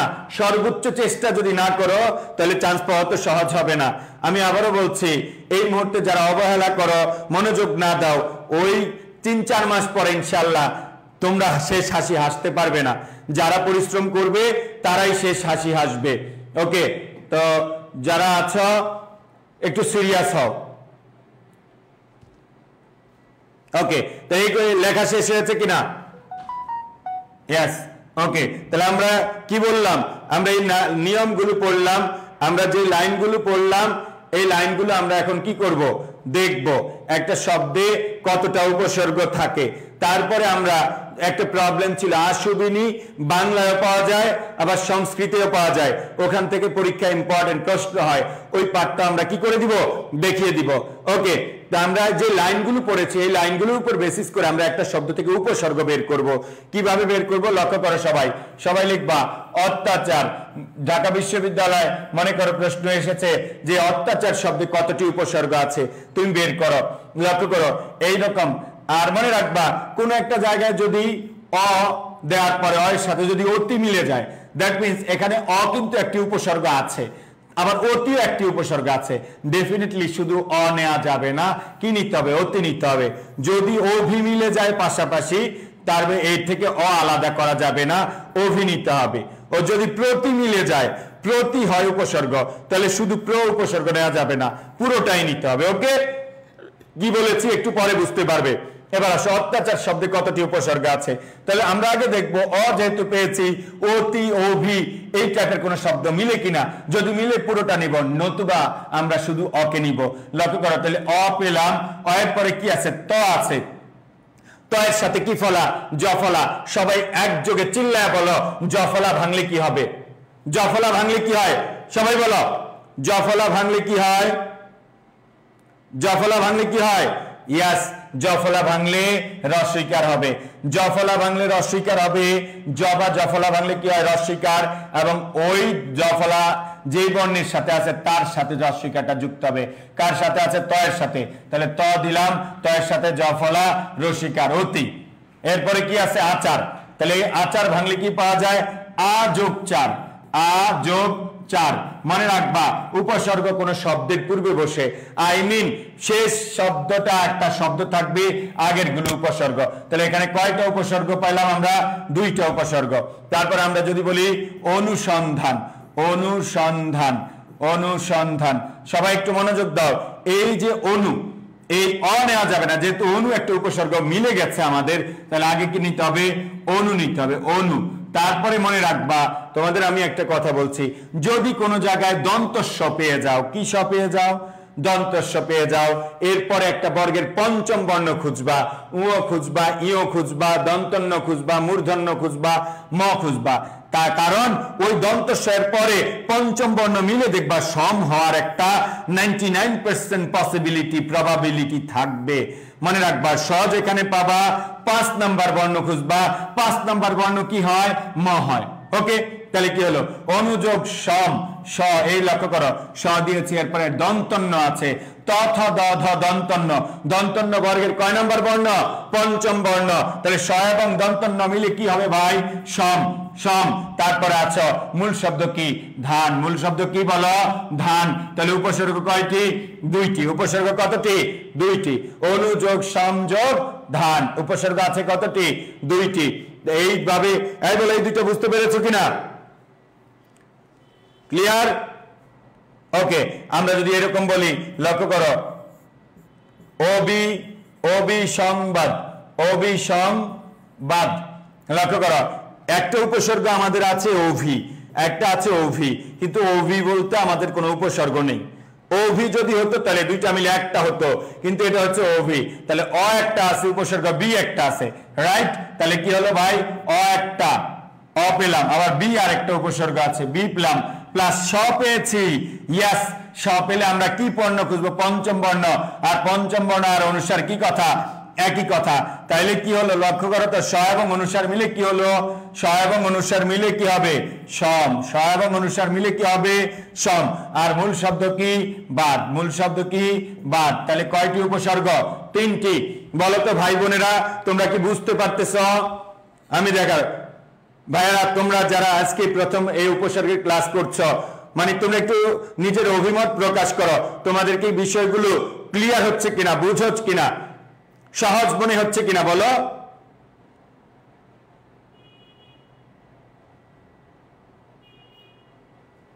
সহজ মনে হচ্ছে বিষয়গুলো?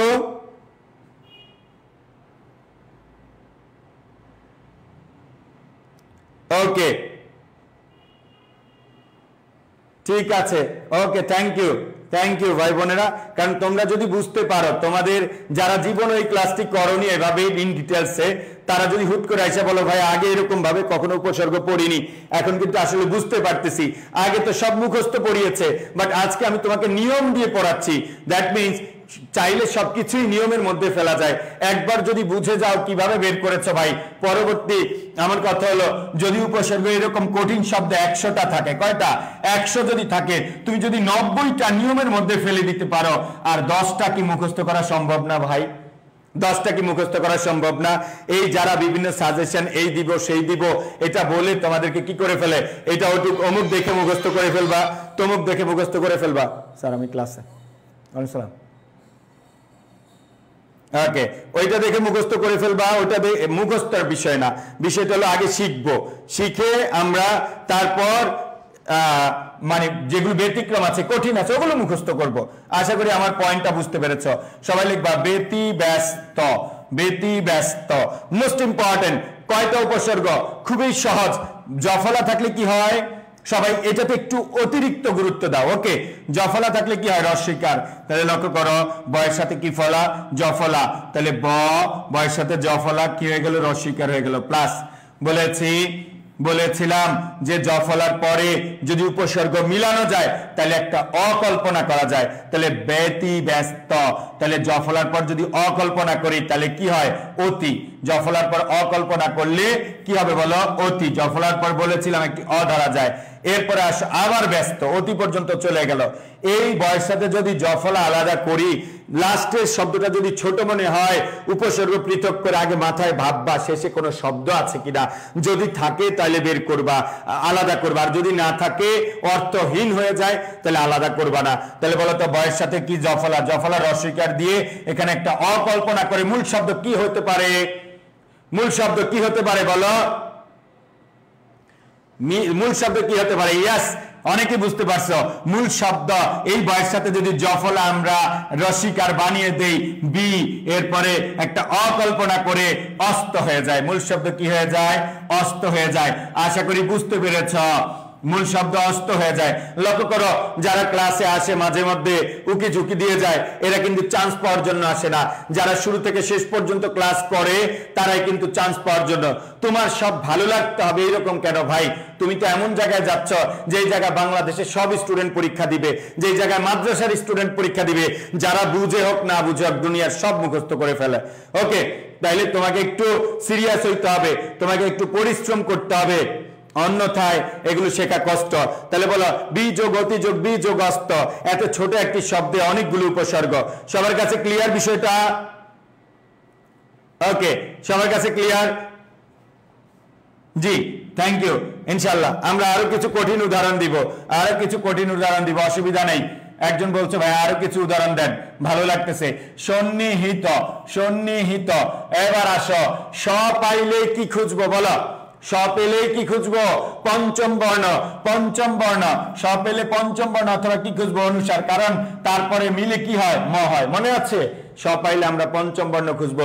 স পেয়েছি, পঞ্চম বর্ণ খোঁজো না ভাই বোনেরা, কত সহজ। স এর পর একটা ন, ত থ দ ধ দন্ত ন, বলো ত থ দ ধ কি? দন্ত ন। তাহলে স এবং দন্ত ন মিলে কি হয়? সম, রাইট? একটা ন নিয়ে গেলাম, তাহলে কি রয়ে গেল? বাকি আরেকটা ন রয়ে গেল, রাইট? নিহিত রয়ে গেল, স ন এই চলে গেল, তাহলে নিহিত আরেকটা ন তো রয়ে গেল। এবার আসো এই নি থেকে না, এই নিহিত থেকে নি আলাদা করি, তাহলে কি করলাম? নি আর মূল শব্দ হিত। তাহলে কয়টা উপসর্গ প্রিয় ভাই বোনেরা? কয়টা বলো? দুইটা, দুইটা। এই তোমরা কি বুঝতে পারতেছো আমি যা পড়াচ্ছি?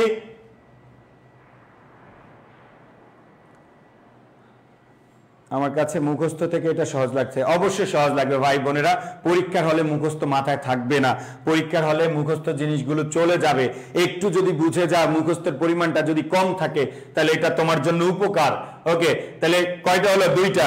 এবার আসো আমরা যদি বলি এইরকম সহজ জিনিস, সুসংবাদ, সুসংবাদ, এটা তো একদম পানির মতো সহজ।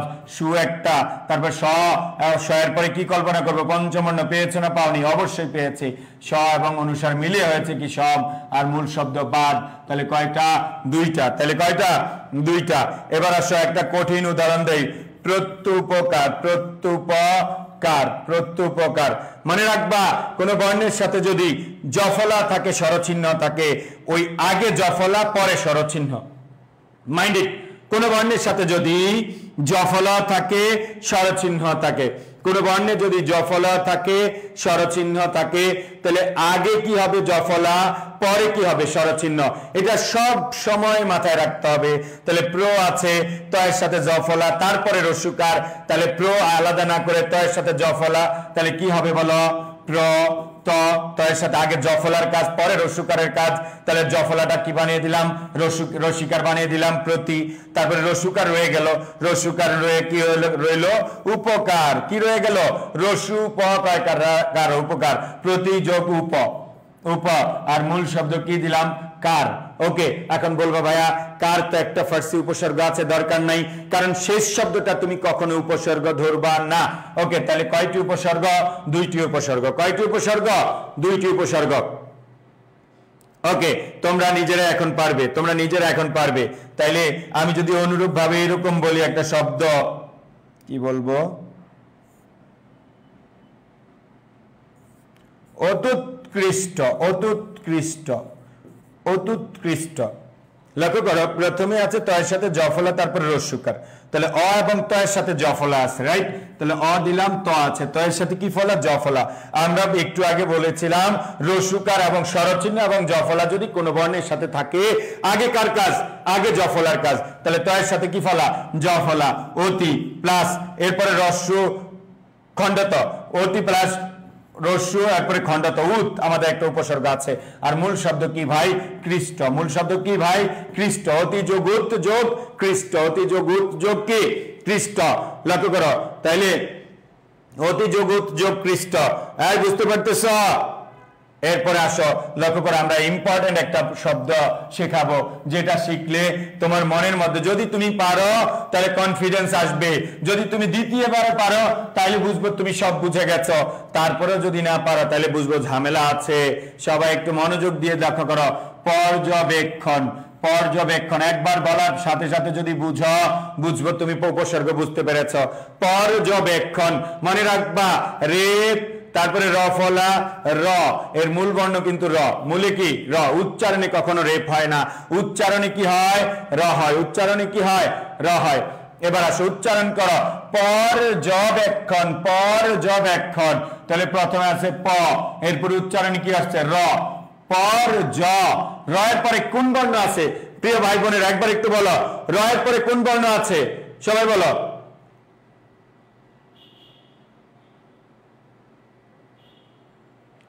স্টার রাখে প্রিভিয়াস কোশ্চেন দিয়ে, প্রিভিয়াস কোশ্চেন থেকে এই উদাহরণগুলো আসছে ভাইয়া। যে বড় বাক্য, বাক্যের মধ্যে প্রত্যেকটা যে খন্ড খন্ড, ওখান থেকে আমি বলছি। ওকে, পর্যবেক্ষণ লক্ষ্য করো, পর জ, তাহলে র এর পর একটা জ আছে, এই জটা রস্বীকার বানিয়ে দাও, তাহলে কি হলো? পরি। এরপর উচ্চারণ করো, পর্যবেক্ষণ। অবেক্ষণ, তাহলে এই জয়ের পর একটা অ উচ্চারণে আছে, জয়ের পর একটা কি উচ্চারণ হয়? অ।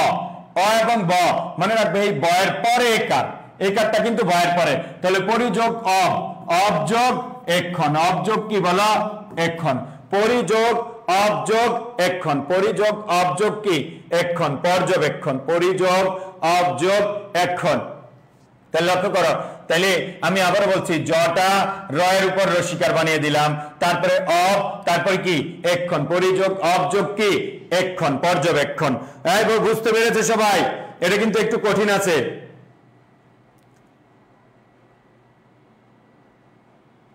এইচআর রাকিব, তুমি কি বুঝো না আমি কি পড়াচ্ছি?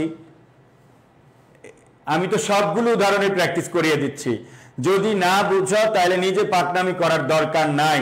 ওকে, আমরা আজকে পড়াচ্ছি, আমরা প্রিভিয়াস ইয়ার্সে যে ইম্পর্টেন্ট প্রশ্নগুলো এসেছে, যে শব্দগুলো, ওগুলোই বলে দিচ্ছি। এরপর আবার আমাদের সুযোগ আসবে না, আমরা একদম ধরে ধরে কোশ্চেন ধরে তোমাদেরকে বুঝাবো।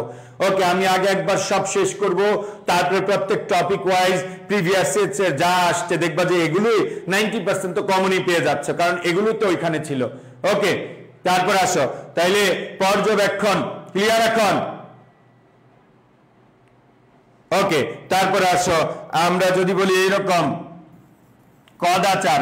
কদাচার, সবাই লক্ষ্য করো, কদাচার। কদাচার, তাইলে এখানে উপসর্গ আছে কি? কদ একটা, তারপরে আ একটা, আর মূল শব্দ কি? চার, তাহলে দুইটা, নাহলে কয়টা? দুইটা। কদ যোগ আ যোগ কি? চার। মূল শব্দ কয়টা? মূল শব্দের আগে উপসর্গ আছে দুইটা। আশা করি বুঝতে পেরেছ। তারপরে আমরা একটা ইম্পর্টেন্ট একটা লাইন, আমরা একবার ইউনিভার্সিটি অ্যাডমিশনে এসেছে, ইম্পর্টেন্ট একটা লাইন, ম্যাক্সিমাম গুলো কিন্তু ইউনিভার্সিটি অ্যাডমিশনে আসা প্রশ্ন। লিখবা সমভি বেহার, মোস্ট ইম্পর্টেন্ট, সমভি বেহার। লক্ষ্য করো, সম নিজে একটা উপসর্গ পেলাম, সম।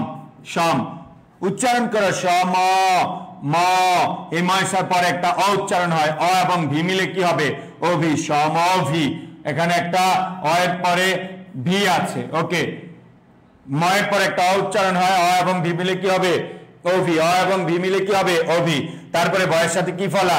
জ ফলা। বয়ের সাথে কি ফলা? জ ফলা। তাহলে জ ফলাটা আমরা কি করব? রস্বীকার বানিয়ে দিব, তাহলে বি। তাহলে কি বি? বলো, এই জ ফলার পরে একটা কি আছে? আকার আছে। যদি অন্য কোন স্বরচিহ্ন থাকে তাহলে আকার মানে অ ধরা যাবে না, এটা ডিরেক্ট আ আছে, তাহলে অ উচ্চারণ আনার কোনো প্রয়োজনীয়তা নেই। আহার, তাহলে আহারের মধ্যে কি আছে? আ, এরপরে মূল শব্দ হার, তাহলে কয়টি হলো উপসর্গ? চারটি। কয়টি বলো? চারটি। এই সবাই কি বুঝতে পারতেছে বিষয়গুলো? কয়টি হলো এখানে? চারটি। এবার আসো, তাহলে আমরা আরো দুইটা, আমরা একটা ইয়ে লিখি, সুস্বাগত। সুস্বাগত, সুস্বাগত। সবাই এই সু নিজেই একটা উপসর্গ, সু। তারপরে এই শয়ের সাথে কি ফলা, বফলা, সবাই চিল্লায় বলো বফলা ভাঙলে কি হবে, বফলা ভাঙলে কি হবে, ইয়াস বফলা ভাঙলে রস্যকার হবে, মনে আছে তোমাদের।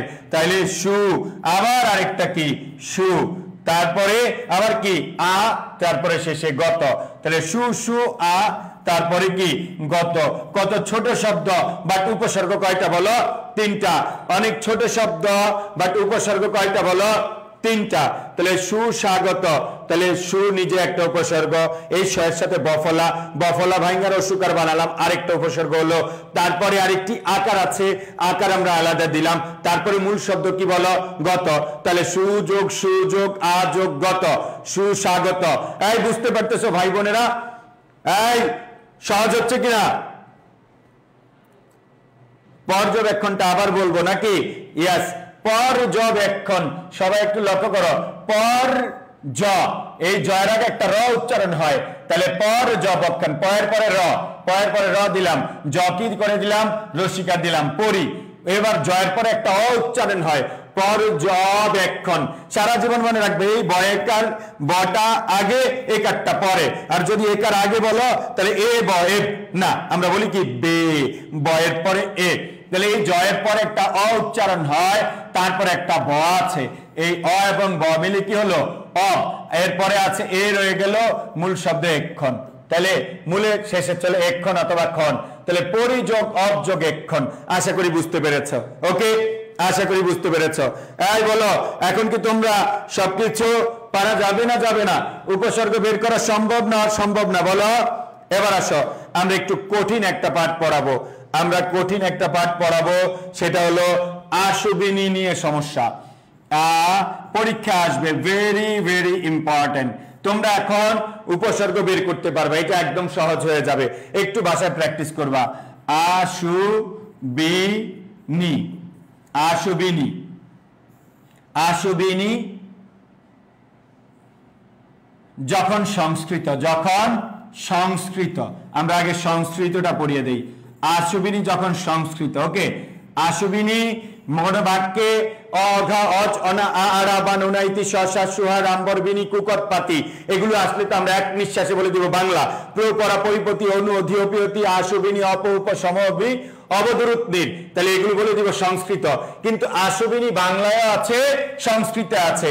কোন শব্দে যদি এগুলো থাকে, এটা কি বাংলা উপসর্গ বলবো না সংস্কৃত বলবো? তাহলে আশুবিনী যখন কি বলো, আশুবিনী যখন কি উপসর্গ হিসেবে আসছে, সংস্কৃত উপসর্গ হিসেবে আসছে। তাহলে এবার আসো, নিচে লিখবা আশুবিনী যুক্ত শব্দে লিখবা আ, খুব ইম্পর্টেন্ট, সু বি নি। আমি বলছি আমার পড়ার ধরন হলো, আমি নিয়মও পড়াবো, ব্যতিক্রমও পড়াবো। মনে রাখবা, আমার যে সিস্টেম, আমি যদি সময় পাই, যেমন এই উপসর্গ আমি নর্মাল ক্লাসে, পেইড ক্লাসে 2 দিন ক্লাস দিব ইনশাআল্লাহ, তখন বুঝতে পারবা আরো ডান বামে অনেক ব্যতিক্রম, অনেক ইম্পর্টেন্ট, আই মিন যা কিছু না পড়াইলেই নয়, এমন কিছু আসবে যে তোমার কাছে আর অন্য কোনো বই খাতা পড়তে হবে না। তা আমি এটা পেইড ব্যাচে 2টা ক্লাস নিব এটার উপর, আশা করি তখন প্রিভিয়াস ইয়ার্স এর সব কোশ্চেন চলে আসবে, কোনো প্রবলেমই থাকবে না ইনশাআল্লাহ, ওকে। আশুবিনী যুক্ত শব্দে, কি যুক্ত শব্দে বলো? আশুবিনী যুক্ত শব্দে, আশুবিনী যুক্ত শব্দে এটা কি মূর্ধন্য প্লাস মূর্ধন্য, তারপরে আমাদের আরেকটা বর্ণ আছে ক্ষীয়, ব্রাহ্মণের একটা যুক্ত বর্ণ আছে, ওকে। তারপরে আমরা বলতে পারি শুধু মূর্ধন্য, মূর্ধন্য আছে যদি থাকে, তারপরে আমাদের শুধু মূর্ধন্যস্য থাকে যদি, তারপরে আমরা যদি বলি এইরকম যে বিজ্ঞানের একটি যুক্ত বর্ণ আছে না, যদি এটা থাকে, তাহলে আশুবিনী যুক্ত শব্দে স্ন, ক্ষীয়, ব্রাহ্মণের যুক্ত বর্ণ, মূর্ধন্য, মূর্ধন্যস্য, বিজ্ঞানের যুক্ত বর্ণ, তারপরে বললাম রি, আবার রিটা আবার রিকার হিসাবেও থাকতে পারে, ওকে, রিকার। তারপরে আমরা বলতে পারি রেপ, ওকে, রেপ। তারপরে দীর্ঘই অথবা দীর্ঘইকার, একটা দিয়ে লিখলাম, শুধু দীর্ঘইকার থাকলে হবে, ওকে, দীর্ঘইকার। তারপরে আমরা বলতে পারি দীর্ঘকার, কি বলতে পারি? দীর্ঘকার। লক্ষ্য করো কি কি বর্ণগুলো লিখছি, ভেরি ভেরি ইম্পর্টেন্ট, পরীক্ষা আসার মতো। আশুবিনী যুক্ত শব্দে যদি স্ন, ক্ষীয়, ব্রাহ্মণের যুক্ত বর্ণ মূর্ধন্য, মূর্ধন্য স, বিজ্ঞানের যুক্ত বর্ণ রি অথবা রিকার, রেপ, দীর্ঘ ইকার, দীর্ঘ উকার থাকলে সংস্কৃত হিসাবে পড়ি, সংস্কৃত, সংস্কৃত উপসর্গ হবে, সংস্কৃত উপসর্গ হবে, সংস্কৃত উপসর্গ হবে। এই লক্ষ্য করো, এগুলো বাসায় বসে 3 দিনে পড়া সম্ভব না। তাহলে আশুবিনী যুক্ত শব্দ যদি এই ধরনের কিছু সিম্পটম থাকে তাহলে সেটা সংস্কৃত উপসর্গ। কি উপসর্গ বলো? সংস্কৃত উপসর্গ। আশুবিনী যুক্ত যদি এই ধরনের বর্ণগুলো থাকে তাহলে আমরা বলবো আশুবিনী সংস্কৃত। আর যদি এগুলো না থাকে, বাংলায় কিছু শব্দ আছে মুখস্থ করবো 18-16টা 18টা হয়ে যাবে। ওকে, এ পর্যন্ত লেখা শেষ। তাহলে লক্ষ্য করো, আশুবিনী যুক্ত শব্দে যেমন আমরা বললাম, লক্ষ্য করো, যেমন আকণ্ঠ, আকণ্ঠ, লক্ষ্য করো আকণ্ঠ এই শব্দে একটা মূর্ধন্য আছে। কি আছে? মূর্ধন্য। তাহলে মূর্ধন্য যদি থাকে এবং ওই শব্দে আ আছে, তাহলে এই আ কোন উপসর্গ বলো? বাংলা না সংস্কৃত? মূর্ধন্য আছে, তাহলে এই আ কোন উপসর্গ? বাংলা না সংস্কৃত? অবশ্যই, যেহেতু আ থাকলে বাংলা হতে পারে, সংস্কৃত হতে পারে। কিন্তু আমরা জানি যদি ওই শব্দে মূর্ধন্য থাকে তাহলে ওই আ কি উপসর্গ বলো? সংস্কৃত উপসর্গ। এই পয়েন্টটা কি বুঝতে পেরেছো সবাই? পয়েন্টটা কি বুঝতে পেরেছ? আশুবিনী যুক্ত শব্দ, আশুবিনী উপসর্গটা এই অ, অঘা, অজ, অনা এগুলো দেখলেই তো বাংলা হয়, কিন্তু আশুবিনী উপসর্গগুলো বাংলায়ও আছে, সংস্কৃতিতে আছে। কিন্তু এগুলো যদি কোনো একটা শব্দ বলে আকণ্ঠের আ কোন উপসর্গ, তখন তুমি কি বলবা? তুমি বলবে এটা সংস্কৃত উপসর্গ। কেন? কারণ এটার সাথে মূর্ধন্য আছে। কেন? কারণ এটার সাথে যদি এগুলো থাকে বলে দিবে এটা সংস্কৃত। এবার বুঝছ আমি কি বলতে চাচ্ছি? এবার বুঝছো কিনা? ওকে, এবার আসো, লক্ষ্য করো, এবার অনেকেই বুঝতে পেরেছ। আমি আরো কিছু উদাহরণ দিই, লক্ষ্য করো। সুকৃতি, সুকৃতি, লক্ষ্য করো। উফ, আজকে বোর্ড ডিস্টার্ব করছে। সুকৃতি, এই সু কোন উপসর্গ? এটা যদি তোমার প্রবলেম হতে পারে, সু কোন উপসর্গ, এটা তোমার একটা প্রবলেম হতে পারে।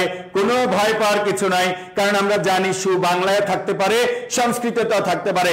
কিন্তু সু এর পরে যদি ওই শব্দ যদি রিকার থাকে, নিশ্চিত কি উপসর্গ বলো? সবাই একযোগে বলে, এই সু কি বাংলা না সংস্কৃত? কি দেখে বুঝলাম বলো? সু কি বাংলা না সংস্কৃত? ইয়েস, সু একটি সংস্কৃত উপসর্গ। এবার আসো, আমরা যে সিম্পটম গুলো লিখিয়েছিলাম এগুলো একটু মুখস্থ রাখো। আমরা তোমাকে আরো কিছু লেখা লিখবো। লক্ষ্য করো, আমরণ, আমরণ, পরীক্ষা আসবে। আমরণের আ কোন দেশি উপসর্গ? তুমি চিল্লা বলবা এটা সংস্কৃত উপসর্গ। প্রশ্ন হলো কেন? কারণ এটার সাথে একটা মূর্ধন্য আছে। এই পারা যাবে না, যাবে না। তারপরে আমরা যদি বলি অনুরূপ ভাবে, আমরা যদি বলি এইরকম, লক্ষ্য করো, আসমুদ্র, আসমুদ্র, লক্ষ্য করো, আসমুদ্র। তাহলে এখানে একটা কি ফলা আছে? র ফলা। ওইখানে একটা র ফলা অ্যাড করবা। ওই যে লাইনে আমি বলেছিলাম না, মূর্ধন্য, মূর্ধন্য স, বিজ্ঞানের যুক্ত বর্ণ, তারপরে ক্ষীয়, ব্রাহ্মণের যুক্ত বর্ণ, ওই লাইনে একটা র ফলা অ্যাড করবা। কি ফলা? র ফলা। র ফলা থাকলেও বুঝবে এটা একটা সংস্কৃত শব্দ। এই বোঝা যাচ্ছে না? যাচ্ছে না? ওকে, ঠিক আছে, থ্যাংক ইউ। এবার আসো, আমরা যদি বলি, আমি যদি বলি, লক্ষ্য করো, সুচরিত্র, সুচরিত্র, সুচরিত্র, সু আছে, রফলা আছে, নিঃসন্দেহে সু কোন উপসর্গ? এই সু হলো সংস্কৃত উপসর্গ। তারপরে আমরা যদি বলি সুপ্রিয়, সুপ্রিয়, সুপ্রিয়, রফলা, রফলা আছে, সু আছে, সংস্কৃত। ওকে, আমরা যদি বলি বিধৃত, বিধৃত, রিকার আছে, বি আছে, এই বি কি উপসর্গ? সংস্কৃত উপসর্গ। আমরা যদি বলি নিবারণ, নিবারণ, র মূর্ধন্য আছে, নি আছে, এই আশুবিনী এর নি কোন উপসর্গ? সংস্কৃত উপসর্গ। কারণ কি আছে বলো? মূর্ধন্য আছে। আমরা যদি বলতাম নির্ণয়, আমরা যদি বলি নির্ণয়, বলে এই নি কোন উপসর্গ? সংস্কৃত। কারণ কি আছে বলো? রেপ আছে। ভাই বোনেরা, তোমরা কি বুঝতে পারতেছো আমার প্রবলেম গুলো? আমি কি বুঝাতে চাচ্ছি বুঝতে পারতেছ? আশুবিনী তো বাংলায়ও আছে, সংস্কৃতিতে আছে, কিন্তু যদি আশুবিনী যুক্ত শব্দে এই ধরনের সিম্বল থাকে সেগুলো সংস্কৃত। সবাই কি ক্লিয়ার? সবাই কি ক্লিয়ার? ওকে, ঠিক আছে, থ্যাংক ইউ। এবার আসো, আমরা যদি এরকম বলি, লক্ষ্য করো, আমি যদি বলি নিদারুন, নিদারুন, নিদারুন, নিদারুনে একটা মূর্ধন্য আছে, নি কোন উপসর্গ, চোখ বন্ধ করে বলে দিবা এটা একটা কি উপসর্গ বলো? সংস্কৃত উপসর্গ। এটা একটা কি? সংস্কৃত উপসর্গ। এটা একটা সংস্কৃত।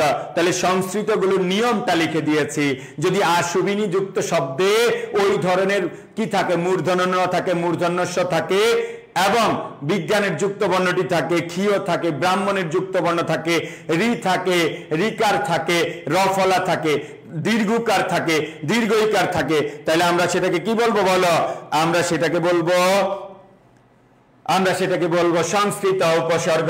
যেমন ঢাকা বিশ্ববিদ্যালয়ে একটি প্রশ্ন এসেছিল, সুনীলের সু উপসর্গটি কোন দেশীয় উপসর্গ? সুনীলের সু উপসর্গটি কোন দেশীয় উপসর্গ? সবাই একটু মনোযোগ সহকারে বলো তো, সুনীল কি দিয়ে আমরা বুঝতে পারবো? সবাই বলো, সুনীল কি দিয়ে আমরা বুঝতে পারবো? সুনীল কি দিয়ে আমরা বুঝতে পারবো? সবাই, এত মানুষ আমাদের ক্লাসে আসছো কিন্তু ক্লাস শেয়ার করো না, রিঅ্যাক্ট করো না। কতজন মানুষ ক্লাস করেছে এটা তো বোঝা যাবে না পরে। ওকে, এই সুনীল কি দিয়ে বুঝতে পারবো? ইয়েস, সুনীল অবশ্যই, জি, সুনীল কি দিয়ে বুঝতে পারবো? দীর্ঘইকার দিয়ে। কি কার দিয়ে? দীর্ঘইকার দিয়ে। এই সবার জন্য সহজ হয়েছে না? এখন কি সহজ কিনা বলো? ওই আশুবিনী কখন সংস্কৃত হবে সেটা তো ফাইন্ড আউট করতে পেরেছি। 90% আমরা সংস্কৃত ফাইন্ড আউট করে ফেলেছি এই এক লাইনের মাধ্যমে। আশা করি বাকিগুলো পড়লে এমনিতেই পারবো, আর যেগুলো বাংলা ওগুলো কয়েকটা লাইন মুখস্থ করলেই পেরে যাবে ইনশাআল্লাহ। ভাইয়া সুচরিত্রটা বুঝলাম না। সুচরিত্র, সুচরিত্র ভাই, এই যে তয়ের সাথে রফলা আছে, রফলা থাকলে সুসংস্কৃত। ওকে, এবার বুঝছ? ইয়াস। এবার আসো, তাহলে আমরা আরেকটা জিনিস আছে না, আশুবিনী বাংলা, আ সু বি নি যখন বাংলা, এটা একটু মানে কয়েকটা গল্প লিখে দিলে তোমার সব মুখস্থ হয়ে যাবে। কিন্তু এখন গল্প লিখতে গেলে আমার কিছু ভাই বোন দৌড়াবে। ঠিক আছে, আশুবিনী যখন বাংলা, আশুবিনী যখন কি বলো? বাংলা। আশুবিনী যখন বাংলা, এটা আমরা তো সংস্কৃতটা পড়ে ফেললাম। এবার আমাদের 19 ব্যাকরণ বইতে অল্প কয়েকটা বর্ণ দেয়া, শব্দ দেয়া আছে, ওই কয়েকটা শব্দ যদি তুমি পড়ে ফেলো, আশুবিনী বাংলা উদাহরণগুলো যদি ওই কয়েকটা উদাহরণ পড়ে ফেলো, তাইলে তোমার কিচ্ছা খতম, খেল খতম, একটি প্রশ্ন কমন পেয়ে যাবা। কারণ আমরা নিয়ম অলরেডি সব পারি। এখন শুধু প্রবলেম আশুবিনী কখন বাংলা, কখন সংস্কৃতে। আর একটা কাজ আছে, কোন উপসর্গ কোন অর্থে ব্যবহার হয়। ওকে, তাহলে আশুবিনী যখন কি বলো? বাংলা। আশুবিনী যখন বাংলা। এখন এর মধ্যে একটা আছে সু, একটা আছে সু, বাংলা আমরা হিসাবটা লিখবো, একটা গল্প লিখে ফেলো, ওই গল্পের মধ্যে সবগুলোই বাংলা উপসর্গ। সুমনা, সবাই, সুমনা, সুমনের প্রতি, সুমনের প্রতি সুনজর দেয়ার, সুনজর দেয়ার, দেয়ার, সুমনা সুমনের প্রতি সুনজর দেয়ার, সুখবর শুনে, সুখবর শুনে, শুনে সুমন, সুমনা সুমনের প্রতি সুনজর দেয়ার, সুখবর শুনে সুমন, সুদিন দেখে, সুদিন দেখে সুকাজ সেরে, সুকাজ, এটা কিন্তু তোমাদের জন্য যারা এখানে ভর্তি আছে ভাই বোনেরা। এই গল্পগুলো বেসিক, ডিফারেন্ট, ব্যতিক্রমগুলো আসলে আমরা যখন অফলাইন কোচিং এ পড়াতাম, বিভিন্ন যে কোচিং এ আমি আগে দায়িত্ব পালন করেছি, ক্লাস নিয়েছি, ওকে, শুধু তো ওখানে এগুলো পড়ানোর সুযোগ পেতাম না। তো এগুলো আমরা প্রাইভেট ব্যাচে পড়াতাম, যারা আমাদের কাছে 6,000-7,000 টাকা দিয়ে পার্সোনাল ব্যাচে পড়তো। তো আজকে তোমাদেরকে এগুলো ফ্রি দিয়ে দিলে অনেকে এটার মূল্যায়ন করতে পারবে না। তো এই কাজগুলো আসলে আমার কাজ না, এই কাজগুলো তোমার নিজের বাসার কাজ। বাট আজকে এখানে যেহেতু এখন আর আমি পার্সোনাল কোনো ব্যাচ পড়াই না, সবকিছু উজাড় করে দিব। আমি বললাম তো আমি উপসর্গ 2 ক্লাসে পেইড ব্যাচে পড়াবো, দেখবা সবকিছু তোমার জন্য সহজ হয়ে যাবে। তো এর জন্য একটু ধৈর্য ধরতে হবে। সুমনা সুমনের প্রতি সুনজর দেয়ার, সুখবর শুনে সুমন সুদিন দেখে সুকাজ সেরে সুনামের আশা করলো, সুনামের আশা করলো, সুনামের আশা করলো, সুনামের কি করলো? আশা করলো। সবাই একটু দ্রুত লিখে ফেলো, সুনামের কি করলো? আশা করলো। সুমনা সুমনের প্রতি সুনজর দেয়ার, সুখবর শুনে সুমন সুদিন দেখে সুদিন দেখে সুকাজ সেরে সুনামের আশা করল।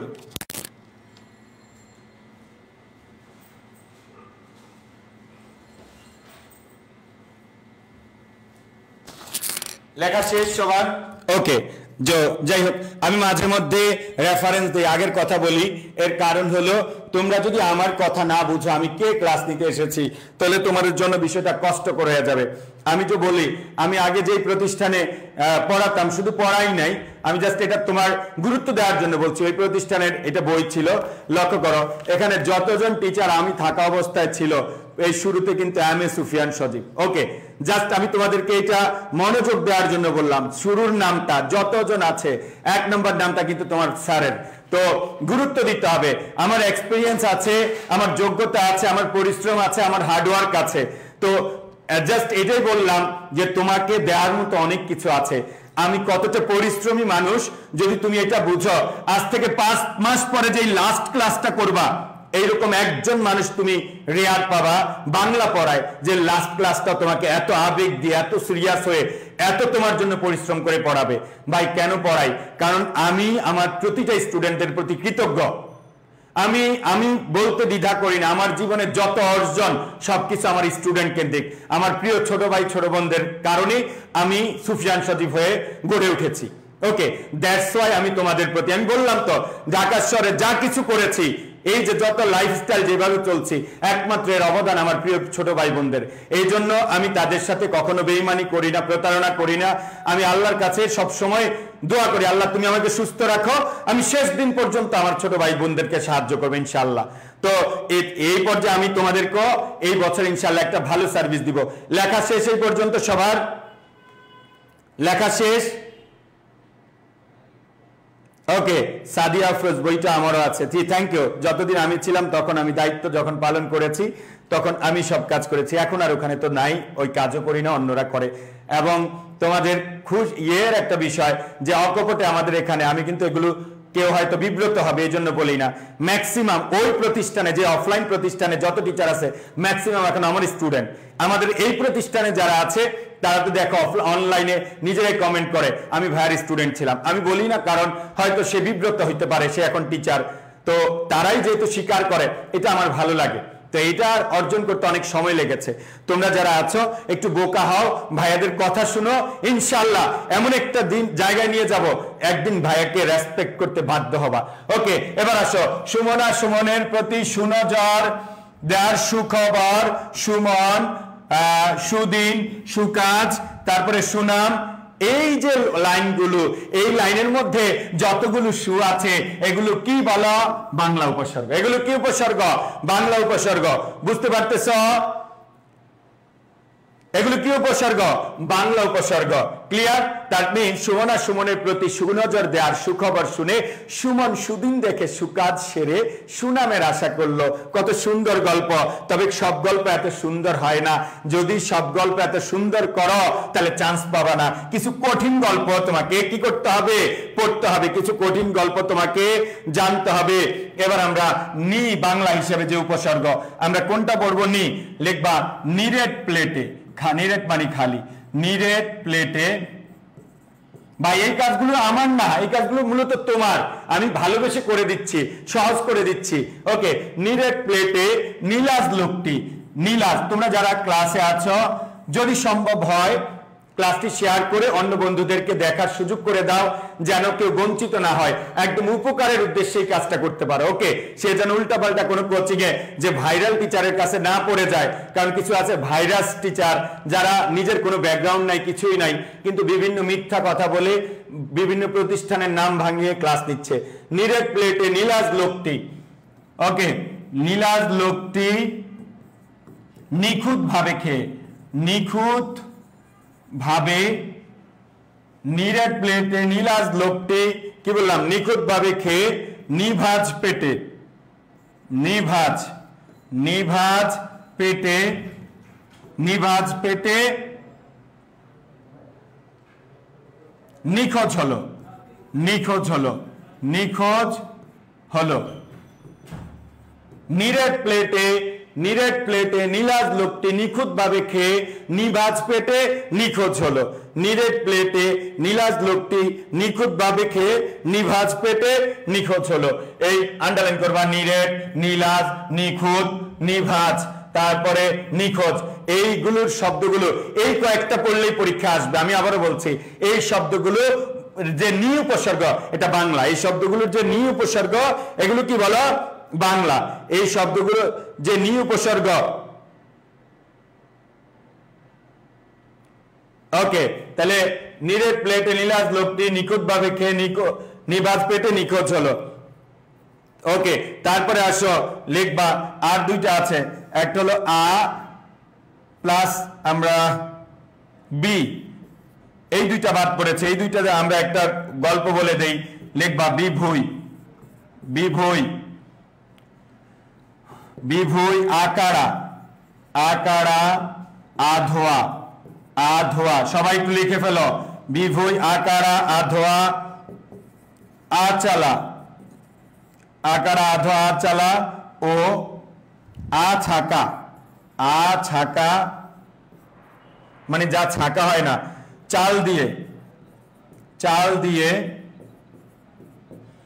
আ ছাকা চাল দিয়ে আলুনি খিচুড়ি, আলুনি, আলুনি খিচুড়ি, আলুনি খিচুড়ি রান্না করার, রান্না করার বিফল, বিফল চেষ্টা করে, করে আকাঠা ও আগাছা নিয়ে, আকাঠা ও, আকাঠা ও আগাছা নিয়ে, আগাছা লিখতে লিখতে ডাক্তারের মতো লেখা হয়ে যাচ্ছে, আগাছা নিয়ে বিপথে হাঁটা ধরলো, বিপথে হাঁটা ধরলো। আমি আবারও বলছি ভাই বোনেরা, আমি চাইলে তোমাদের ক্লাসগুলো অনেক এনজয়েবল, অনেক হাসি রস তামাশা দিয়ে পরিপূর্ণ করে ফেলতে পারতাম, কিন্তু এখন আর তোমরা দুইবার ভর্তি পরীক্ষা দিতে পারো না ঢাকা বিশ্ববিদ্যালয়ে। দ্যাটস ওয়াই আমি একটু সিরিয়াস মুডে পড়াই। তুমি একটু মাথায় রাখবা কোন ক্লাসটা তোমার জন্য ইম্পর্টেন্ট। তোমার এই সিরিয়াস মুডটা ধরে না রাখলে তুমি বাসায় গিয়ে হাসবা, বসে থেকে চিল্লাবা, মজা করবা। বাট যদি আমি তোমাকে এইভাবে আগামী 5 মাস গাইড দিতে পারি, ভালো কিছু হবে। সত্যি কথা, তুমি 12-14 ঘন্টা করে পড়বা নিঃসন্দেহে ঢাকা বিশ্ববিদ্যালয়, 8-10 ঘন্টা করে পড়বা জগন্নাথ জাহাঙ্গীরনগর। তুমি দৈনিক যদি 5 ঘন্টা করে পড়ো, তা নিশ্চিত কোন একটা বিশ্ববিদ্যালয়ে চান্স পাবা। ওকে, তো আমি বলবো একটু সিরিয়াস থাকো, মাত্র তো 5 মাস চলে যাবে। হাঁটা ধরলো, হাঁটা ধরলো, হাঁটা ধরলো। ওকে, তাহলে লক্ষ্য করো, বিভুই আকারা আধোয়া ও আধোয়া আচালা ও ছাকা চাল দিয়ে আলুনি খিচুড়ি রান্না করার বিফল চেষ্টা করে আকাঠা ও আগাছা নিয়ে বিপথে হাঁটা ধরলো, বিপথে হাঁটা ধরলো। ওকে, বিভুই আকারা আধোয়া আচালা ও আছাকা চাল দিয়ে আলুনি খিচুড়ি রান্না করার বিফল চেষ্টা করে আকাঠা ও আগাছা নিয়ে বিপথে হাঁটা ধরলো। আশা করি এবার বুঝতে পেরেছ। তাহলে এবার আন্ডারলাইন করো, বিভুই আকারা আধোয়া আচালা, তারপরে আছাকা, তারপরে আলুনি, তারপরে বিফল, তারপরে আকাঠা, তারপরে আগাছা, বিপথ। এগুলো হলো বাংলা উপসর্গ। এগুলো কি উপসর্গ বলো? বাংলা উপসর্গ। এগুলো হলো বাংলা উপসর্গ।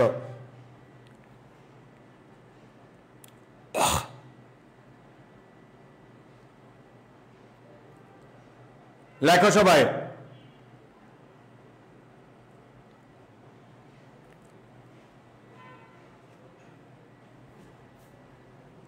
লেখা শেষ সবার? ওকে, ঠিক আছে। এবার আসো আমাদের, আমি আবারও বলছি, উপসর্গ রিলেটেড আমাদের আরো একটা বৃহৎ পার্ট আছে, কোন উপসর্গটা কোন অর্থে ব্যবহার হয়। ওকে, তা আমি তোমাদের বলছি প্রিয় ভাই বোনেরা, তোমরা একটু সিরিয়াস হও, পড়াশোনায় মনোযোগ দাও। তুমি প্রতিটা দিন একটু ভালোভাবে কাটানোর ট্রাই করো। যদি মুসলমান হও নামাজ পড়ো, হিন্দু হলে তুমি তোমার ধর্মের কাজ করো। মনে রাখবা পৃথিবীর কোনো ধর্ম মানুষকে বিপথে পাঠায় না। প্রতিটা ধর্মই মানুষকে মানুষ হইতে শিখায়, নম্র হইতে শিখায়, ভদ্র হইতে শিখায়, এবং প্রতিটা ধর্ম মানুষকে ভালো কাজের জন্য উৎসাহ প্রদান করে। ওকে, তো তোমরা যারা এখানে আছো তোমরা একটু ট্রাই করবা, তোমরা অন্তত পক্ষে এভাবে তোমরা প্রতিদিন একটু পরিশ্রম করা ট্রাই করবা। 9-10 এর ব্যাকরণ বইটা একটু পড়বা, তারপরে এইচএসসি টেক্সট বুক, গল্প কবিতা পড়বা, নাটক উপন্যাস। এখন যদি অত সিরিয়াস মুড নিয়ে না আসতে পারো তাহলে উপন্যাসগুলো একটু পড়ো ভাই, এগুলো পড়তে হবে। নাটক উপন্যাস থেকে তোমার কি আসবে? প্রশ্ন আসবে। ওকে, তাইলে তোমাদের শুধু এটাই বলবো, একটু সিরিয়াস হও, এটা তোমার জীবন। আর ভালো একটা প্ল্যাটফর্ম দেখে ভর্তি হও। আমি এটুকু বললাম, আমাদের ক্লাসের ধরন দেখে তো বুঝতে পারতেছো আমরা চেষ্টা করব, আমরা পড়াবো তোমাদেরকে, কোনো কিছু বাদ রাখবো না। ওকে, তো আমাদের হাই এডুকেশনের অ্যাডমিশনের বি ইউনিটের যে 3499 টাকায় এখন ছাড়ে ভর্তি চলছে, এটার লাস্ট ডেট সবকিছু দেয়া আছে, তোমরা ভর্তি হয়ে যাবা। কারণ প্রথম ব্যাচে ভর্তি হলে মনে রাখবা, প্রথম ব্যাচ যেদিন ক্লাস শুরু করি, সে ফর এক্সাম্পল আগামী মাসের 7 তারিখ শুরু করব প্রথম ব্যাচ, কারণ আমাদের 30 তারিখ পর্যন্ত ফাউন্ডেশন কোর্সের ক্লাস আছে। আমরা যা কমিটমেন্ট দিব তাই রাখবো। আমরা চাইলে আজকে কোর্স, পেইড কোর্স লঞ্চ করে দিতে পারতাম। আমাদের অনেক স্টুডেন্ট ভর্তি, যারা ভর্তি হয়েছে তোমরা জানো আমাদের ওই গ্রুপে কত স্টুডেন্ট ভর্তি হয়েছে। তাহলে আমরা সবকিছু গুছানো পদ্ধতিতে করব, আর তোমরা এর মাধ্যমে তোমাদের সুযোগ দিয়েছি, তোমরা যাচাই করো। ইনশাল্লাহ আমাদের এই প্ল্যাটফর্ম আমি যদি বাংলা শুরু থেকে শেষ পর্যন্ত সব ক্লাস নেই, এবং আমি কথা দিচ্ছি আমি নিব, যদি সুস্থ থাকি বেঁচে থাকি, হয়তো কোনো একদিন এরকম হতে পারে আজকের ক্লাসটি বন্ধ, বাট এটা আগামীকাল নিয়ে নিব। তো আমি তোমাদের চেষ্টা করবো এই জার্নিতে সর্বোচ্চ সর্বাধিক আমি ক্লাস সংখ্যা দিব, এবং চেষ্টা করবো যেন আমার প্রত্যেকটা ভাই বোন একটা না একটা পাবলিক বিশ্ববিদ্যালয়ের চান্স পাও।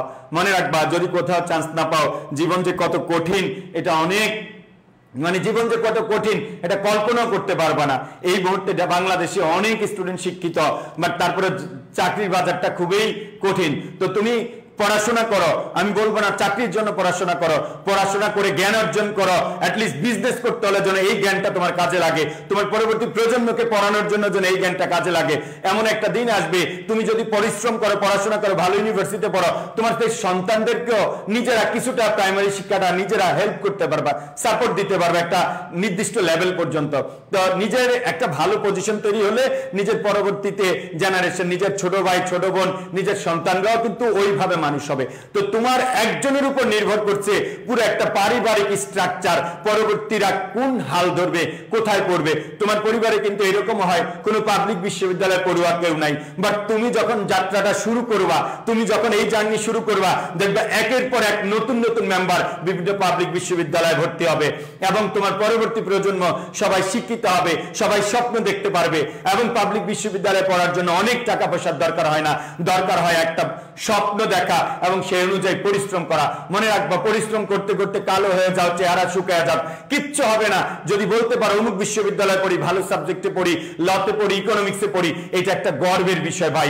অনেক বেশি পরিশ্রম করো, এমন বেশি পরিশ্রম করো যেন স্টুডেন্ট লাইফ থেকে নিজের জীবনটা নিজের মতো করে গুছিয়ে নিতে পারো।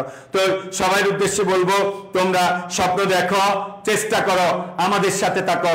আমরা তোমাদেরকে হাই এডুকেশনের পক্ষ থেকে একটা ভালো সার্ভিস দিব, আর অনলাইন ইনশাআল্লাহ অফলাইনের মতো সার্ভিস দিব। আর যে আমাদের অফারের ভর্তি চলছে, এটা আজকে শেষ ডেট, তোমরা পার্সিয়াল পেমেন্ট করো, তোমরা সিট বুক দিয়ে রাখতে পারো। মনে রাখবা, প্রথম ব্যাচে যদি আমাদের যে সংখ্যক স্টুডেন্ট আসে ওটা হয়তো বা আজকের মধ্যে ফুলফিল হয়ে যাবে, যদি হয়ে যায় দ্বিতীয় ব্যাচ শুরু হতে কিন্তু 2 দিন 4 দিন লেট হয়। তো স্বাভাবিক প্রক্রিয়া হলো, আমি চাই তোমরা যারা এখন জয়েন করেছো তোমরা প্রথম ব্যাচে ভর্তি হও। আমরা বলবো আমাদের প্রথম ব্যাচ থেকে ঢাকা বিশ্ববিদ্যালয় ফার্স্ট হয়েছে, সেকেন্ড হয়েছে, থার্ড হয়েছে। মনে রাখবা, আজকে তোমার সামনে এমন একজন ভাই আছেন যার ক্লাস করে অতীতে বহু স্টুডেন্ট ঢাকা বিশ্ববিদ্যালয়ে ফার্স্ট হয়েছে, যার প্রমাণ অনলাইন সোশ্যাল মিডিয়াতে আছে। ভাইয়ের নাম লিখে সার্চ দিলে তোমরা কি পেয়ে যাবা। তো সবাই ভালো থাকবা, আল্লাহ হাফেজ, আসসালামু আলাইকুম, বেস্ট অফ লাক। আজকে এখনই বিদায় নিচ্ছি।